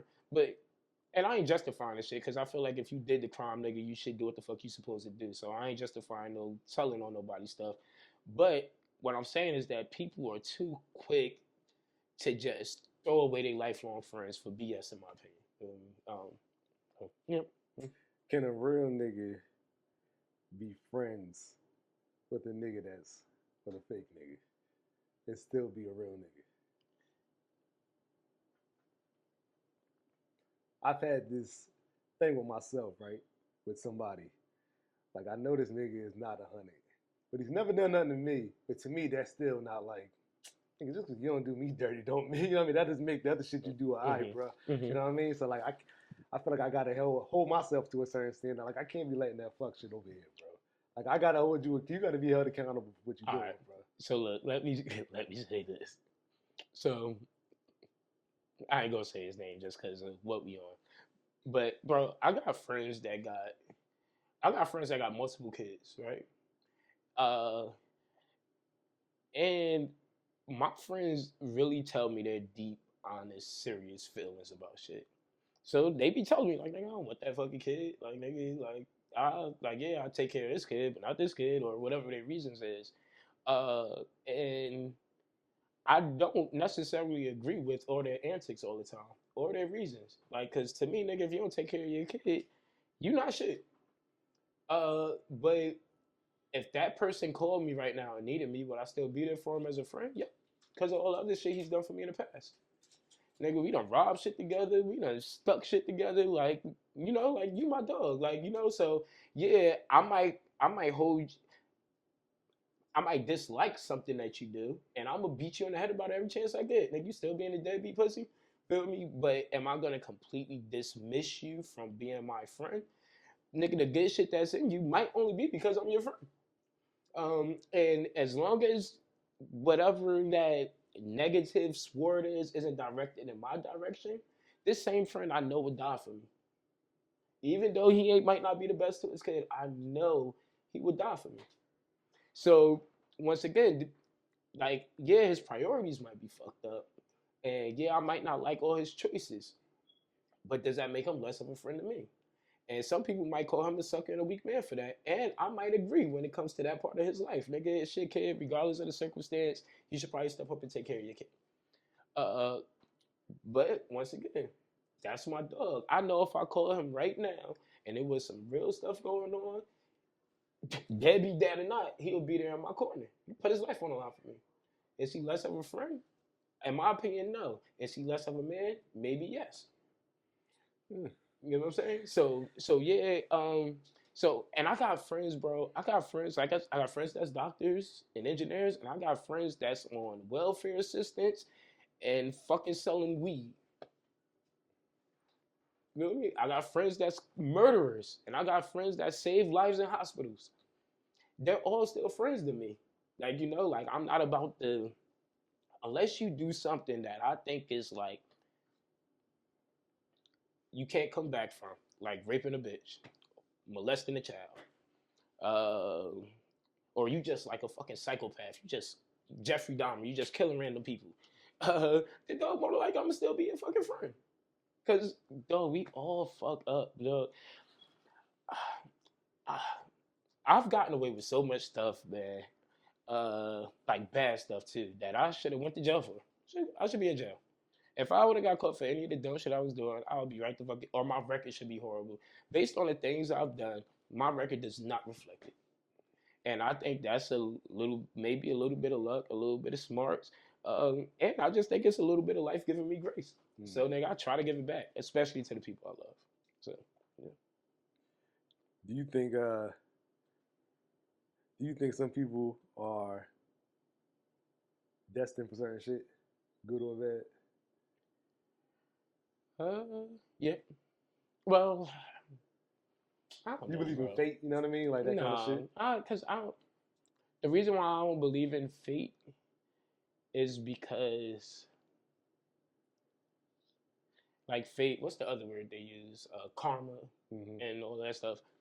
I don't believe in that because people kind of, for the most part, only bring up karma in like the negative sense. You rarely hear a person say, "Oh, he I don't know, he got bonus at his job. What good karma he has?" Like no, like I don't when you believe hit in karma. like and being that I don't believe in a higher power, for me to believe in those other things is real extreme for me too. Did something turn that off, the higher power thing, or was it always like that? Now I kind of grew up in the church. My grandmother, if it would be my whole family, like you know, my That's what I mom, thought. super church person. My uncle, a church guy, like everybody in my family, church. I'm not saying like they like super Christian or anything, but they believe in God. Yeah. Feel me? And as a kid, I went to church. I was baptized. I've been baptized twice in my life. The things that kind of straight made me start, I guess, questioning that was just living. And then I had a religion class and I had a philosophical class in college. And those two classes, when beyond my other doubts, because once I started hearing things like, a nigga walked on water, all right, you ain't about to piss on me and tell me it's fucking juice or whatever this is. So like a nigga, little man beat a big dude with a stone. Like, please, suck my dick. That ain't happening. Like, it's just little things. A virgin is pregnant. That shit really like went against everything because I'm any man on this earth, if they daughter claimed to be a virgin and said, "Daddy, I'm pregnant," you would look at her like she was stupid. So why in the fuck should I believe it? Because it came from a story thousands of years ago. No. So just certain things just didn't. I'm a real logical person. It's either black and white. So that's what kind of strayed me away from it. And then the classes that showed you the history of religion and stuff like that, and where it came from and where it started. And then when you hear all the similar stories from all the other religions that predated Christianity, and we had to write in-depth papers on this stuff. And my teacher was a very good professor. And he ain't try to make you an atheist or agnostic. He just put the facts out there and let you do it. Actually, I think he probably still believed. He just gave you the history of that was given to him, you know. So that stuff, and I'm not. So I know I'd be like, I don't believe in God. It's not that I'm an atheist. I'm just more agnostic. So if nigga, if my mother come down tomorrow and be like, "Hey Joe," nigga, I probably believe in God.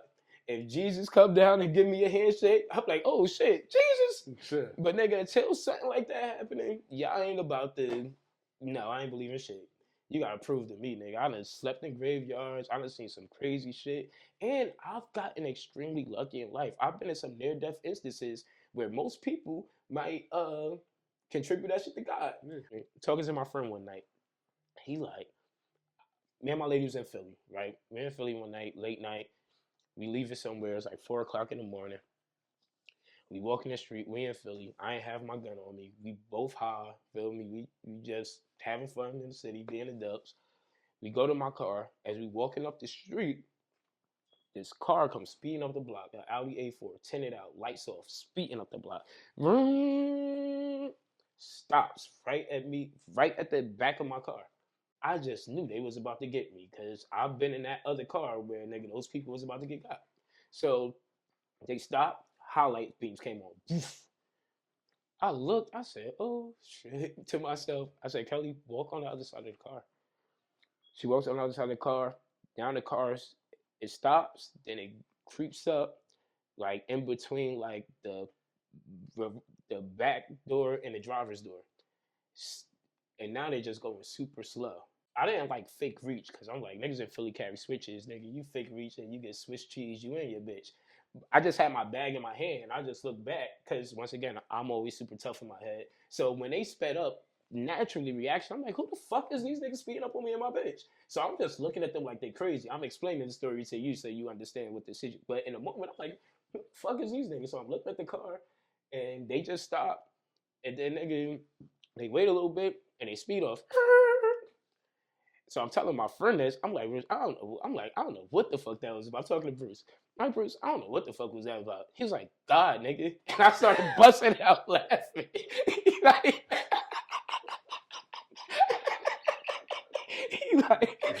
he like, God, stupid nigga. I can tell you exactly what it was. So I've been in situations like, me and my best friend, the King, we was in a car accident. Car totaled, dog. Me and her walked out without a scratch. I mean, she's super light, so the fucking airbag shit fucked up her skin. But that's just because she likes skin. But nigga, compared to what that car looked like, we walked out without a scratch, bro. That accident was what's Final Destination moment, dog. Nigga, we going like this. I won't get into all the accident. 18-wheeler just missed us. We spinning like this. 18-wheeler coming. And I'm looking at it. It had to miss us by like no more than a fist, bro. We on oncoming traffic. We stopped facing traffic. A van stopped like where that chair is at, like 10 feet in front of us. Soccer mom, white lady, nicest white lady I've ever seen in my life. You know me, got out. You guys okay? Blah blah blah. Car smushed, crashed. You know me. So I've been in some. I've had chasing me through backyard with a gun. I hopped the woods, hit the ground, poof, lay there flat, put my phone down, put it on silent. They come walking over, like, yo, they went this way. They step over me. They literally step in between my legs. Leaves crunching, everything. They like, yo, I know they went this way. Go to the front of the backyard of the house that I'm in. Dog, they looking. Damn, we don't see them niggas. Some of them hop the gate. Other ones go through the gate. I stay there, lay flat down the whole time. I'm thinking, dog, if he put this gun on the back of my head right now, I hope he don't pull it. But I don't even want to feel the barrel on my shit, to be honest with you. Nigga, nothing. Nigga, they didn't see me. And I don't know how. I didn't, like, feel me? Like, the nigga pulled out the gun, everybody ran. I hit the backyard, hopped the gate, flat first, face down. Feel me? Because I didn't know if they was just going to start shooting. Once again, I still don't believe in nothing, just so y'all know. But people would say, nigga, that was God. So like you got a lot of reason to believe, Joe. Nah, I look at it as I'm smart. I know that sounds crazy, right? But to me, nigga, that shit just happened that way because I thought that way. I could have just ran in the backyard and stood up. Feel me? Like I could have did a million other things that night. I'm not saying I'm Rambo. God told you to get on the ground. Yeah, you might be right. I'm just saying that those things doesn't automatically, like, those things happening doesn't equate to God to me, if that makes sense. Because, like, you know, like, I've seen, so every good act is something godly, like, feel me? Like you go out, I almost got hit by a car as a kid.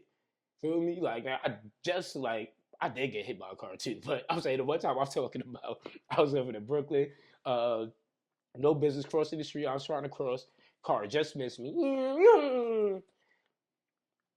Maybe it was God, but to me, nigga, they driver swerved and my dumb ass got lucky. Like, you know, like, I don't know. I just don't charge stuff like that to God. Feel me? But I've also been through some bad shit, and it's not like I blamed it on God or the devil or anything either. I just take shit as life. Like, you know what I'm saying? Like, yeah, so I don't blame anything on anything. I just be like, nigga, that's life. Like, you know, like, you know. You believe everything happens for a reason? Nope.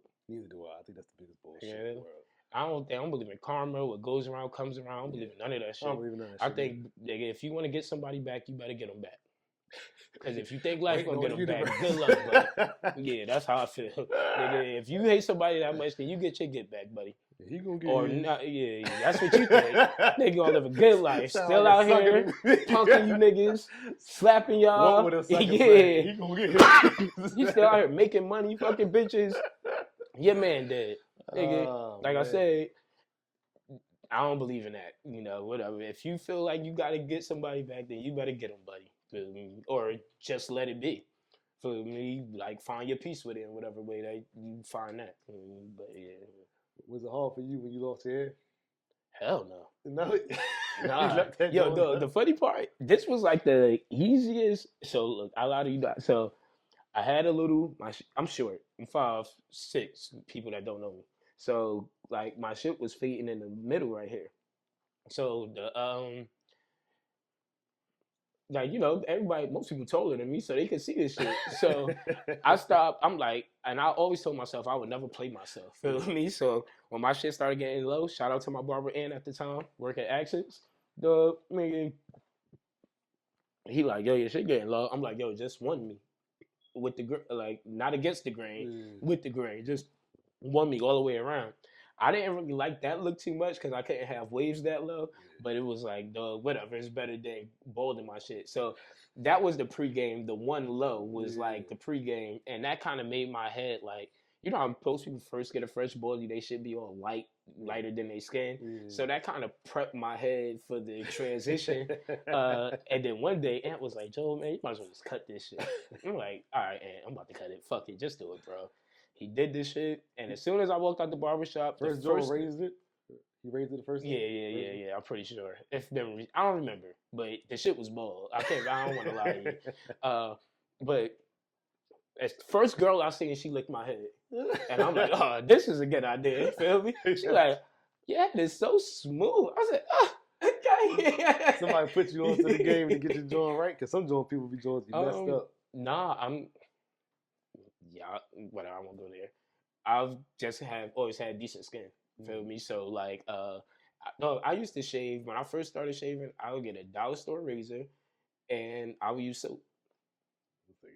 You get soap and a dollar store razor, like bar soap. I would suds it up and people say, "Yo, yeah, it's so smooth. What you do?" I'm like, I do nothing special.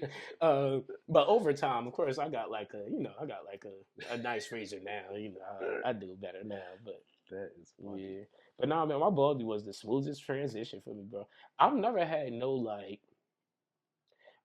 confidence issues in life. Like so when I was younger, 4th, 5th, 6th grade, I was chubby, and I ain't like that.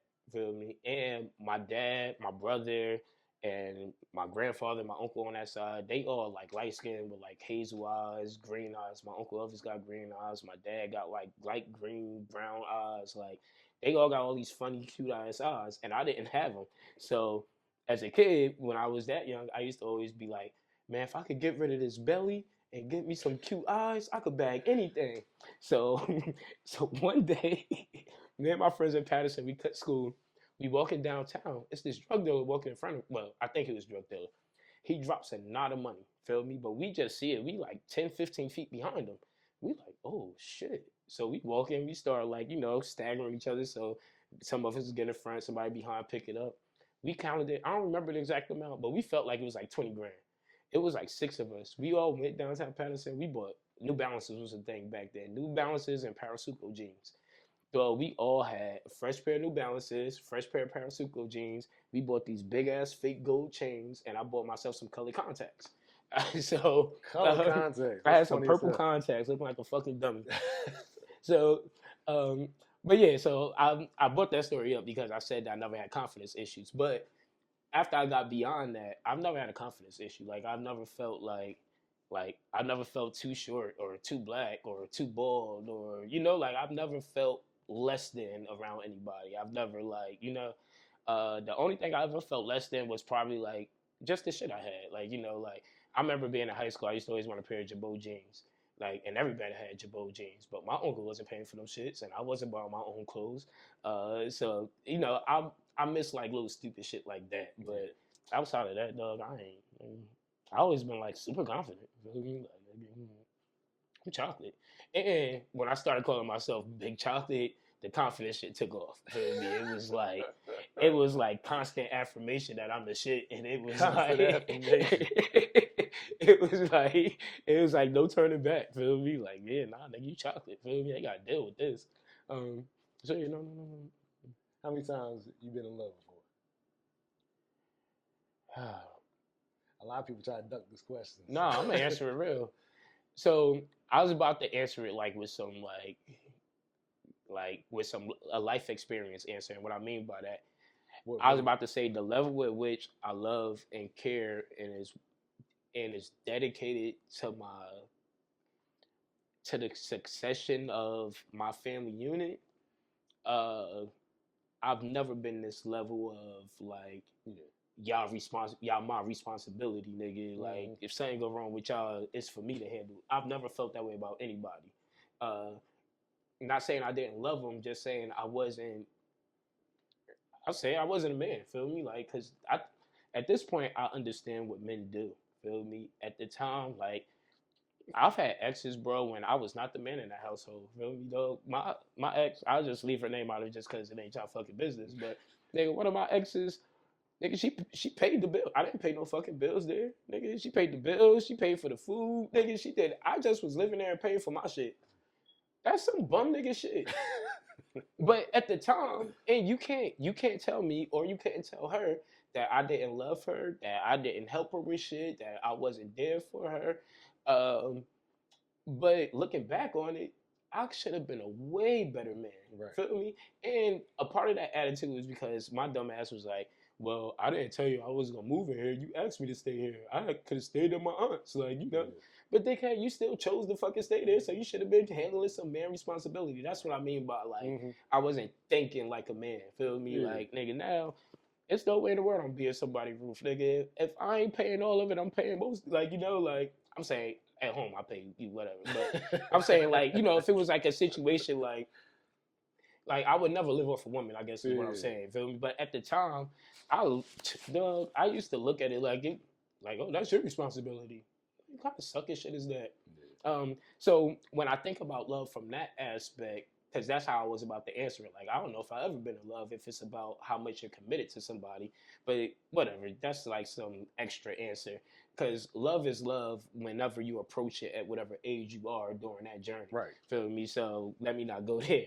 So yeah, I've been in love a lot. My first girlfriend was Ayana. I was in the 4th grade. I choked her. First and only girl I ever hit in my life. Feel me? And she dumped me for a little boy saying that because he wore deodorant and I didn't. Just me being stupid. But so one, I guess I could, yeah. All my girlfriends I can say I love. So I ain't about to name y'all. Y'all, this is my time. But so I guess about like maybe about 5 or 6 times, you know. And it was some girls that I like. Because I'm trying to count my girlfriend. What I was saying, y'all, because it's my time. Oh, no, I ain't love one of my high school girlfriends. So it's probably like 4 girls I can say I love. And it was some female friends that I loved that wasn't, or it was some females that I fell in love to that never made it to my girlfriend, but I just was so much on their dick. I was like, oh, man, and again. Be my girlfriend. Dog, I'm so happy. I'm so happy that stage is like dog, yeah, man. If any of you niggas is out there like that now, bro, that should only be a kid's experience. If you a man still begging for a woman, dog. That is funny. You said, all right, so you said that's the only time you put your hands on a chick was 2nd grade or whatever. Yeah. A chick ever put her hands on you before? Yeah, one of my girlfriends. I'm gonna name you, Nishay.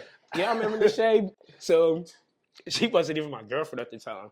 She just was super tough for no reason. We in the fucking cafeteria. I think we freshmen, and we doing something. I ain't gonna go there. You're better, Joe.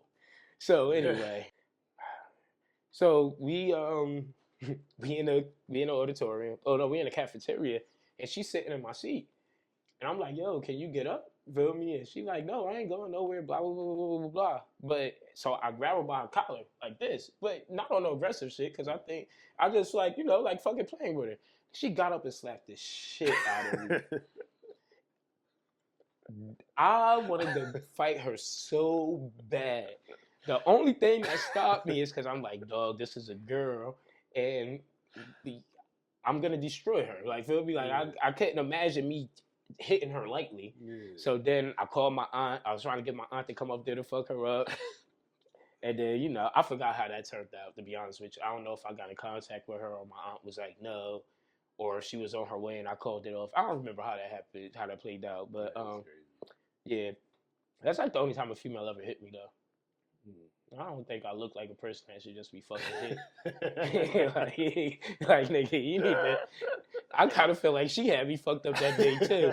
I think because I just was playing. Like, I bet you if I went over there and picked up off her fucking feet, she would have slapped me. But whatever, you know, stupid kid shit.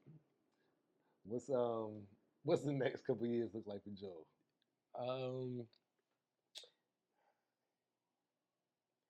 I really don't know, bro.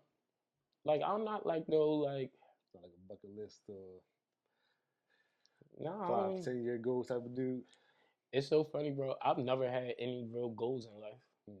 As a kid, the only thing I ever wanted was a driver's license and an apartment. And I used to want to. I always like, and I used to be like, I want to be a lawyer. I want to be a doctor. But I only wanted that shit because I wanted the driver's license and an apartment, and I thought that was the way to get it. You get what I'm saying? Like, but literally, that's all I wanted, and I think it's because that shit that I didn't have as a kid. Like, nigga, my mom didn't have a driver's license from the time she was born to the time she died, and my pop don't have a driver's license right now, although he did have a driver's license. But my mom's true New Yorker to the heart.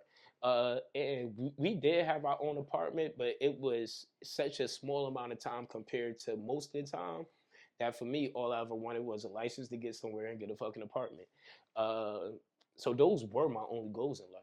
And then I told you I got them at 20. So I had to like, as far as goals, like I don't really have a goal. The only thing that made me want to like get more money or get another job is because I was tired of the job or tired of the money. It's not like I made like this crazy plan like I gotta make 100 grand by such and such. No, nigga, like when I wasn't making 100 grand, I didn't care about that shit. I was happy with the 60. You get what I'm saying? Like that's why I said earlier, I don't know if a part of the reason why I'm always so great is because I don't give a fuck about like I don't care about many things. Like, you know, I don't care about my name being here after I'm gone. I don't care about like I don't care about having a degree on the wall so my kid could know I went to college.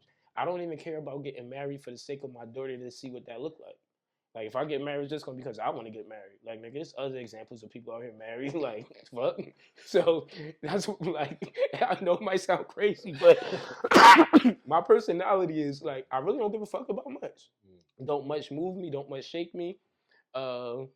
And the things that do, they shake me to my core. That is my problem though, because the few things that can shake me, that shit rattle me, boy. I be like, I don't know. But for the most part, man, no, I don't have no goals, bro.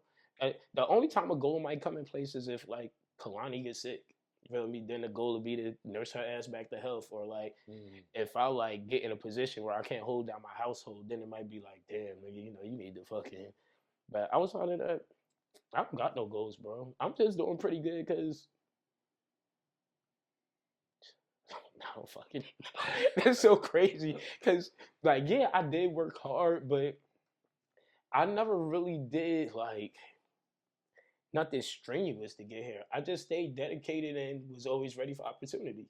Like even for this job I got, like I've been in some horrible situations. I'm not saying that, but even when I just was always trying to do better. Like the job I got now, dog, I was I was working at the Navy shipyard, uh, and I was an apprentice making like $15 an hour or 14, whatever it was at the time, and that was less than half of what I made at my prior job when I just got laid off. And the hours and everything, I applied to 50 to 100 jobs a day, no exaggeration. And I don't mean like going into jobs because I was working, but between fucking Monster and USA Jobs and all of the job websites you could think about, I had a login for them. And every day, I'm just applying to jobs, applying to jobs, applying to jobs, applying to jobs. Miserable at that fucking job. But I ain't wanted like I've never been like no like super like gangster street nigga, but I've dabbled in the bullshit. So I didn't want to continue to dabble in the bullshit. Like, feel me? Like, I just, like, I don't know. It just, I never seen nothing real lucrative in that, like, kicking doors or selling weed. Like all of that money I made that way, that shit came fast and went fast. I've never done anything with that money other than spend it fast. Like, Right. feel me? The next 5 to 10 years, the only thing I plan on doing is to keep doing the same shit. And if I make some more money along the way, by all means. Feel me? Oh no, I guess one goal is I do want the community living thing, bro. I really want that. I really want that. That's something I really, really, really want. So yeah, that's a goal of mine. I do want the community living in the land. Uh, and I would like it to be with friends and family, feel me, and not a bunch of strangers that's like-minded like me. Right. So yeah, that is probably a goal of mine. Interested in having any more kids? Yeah, I am. I go back and forth about this though, man, because I love being outside and having Definitely a slow you kid. down, dog. Yeah, and like everybody loved watching Kalani because her hard beginnings. I feel like, um, and like I think everybody see Kalani and just be like, look at that fucking miracle, like like especially like her mom, my aunt, like the people that really know every stage Kalani went through. Mhm. And I don't think if we have another kid, they gonna be that open to be like, yeah, we're watching. Yeah. And I work hard, bro. Like I like when it's time to be outside and do something, I want to be able to fucking do it. Right. And even now, it's like like today, like it should be kind of hard to move and shake. Yeah. I just think another kid gonna make that difficult, but I do want another kid to be here with my kid when I die. And my mind just think that way because I do. Like, nigga, when me and Kelly die, who the fuck is gonna be here to love Kelly in any way close to to love Kalani in any way close in the way that we love her? Because if you know how life works, more than likely, my aunt, my grandmother, my uncle, they gonna probably die before me. So if they gone, feel me, they the only ones that know Kalani struggles. Kelly mom, Kelly dad, you know.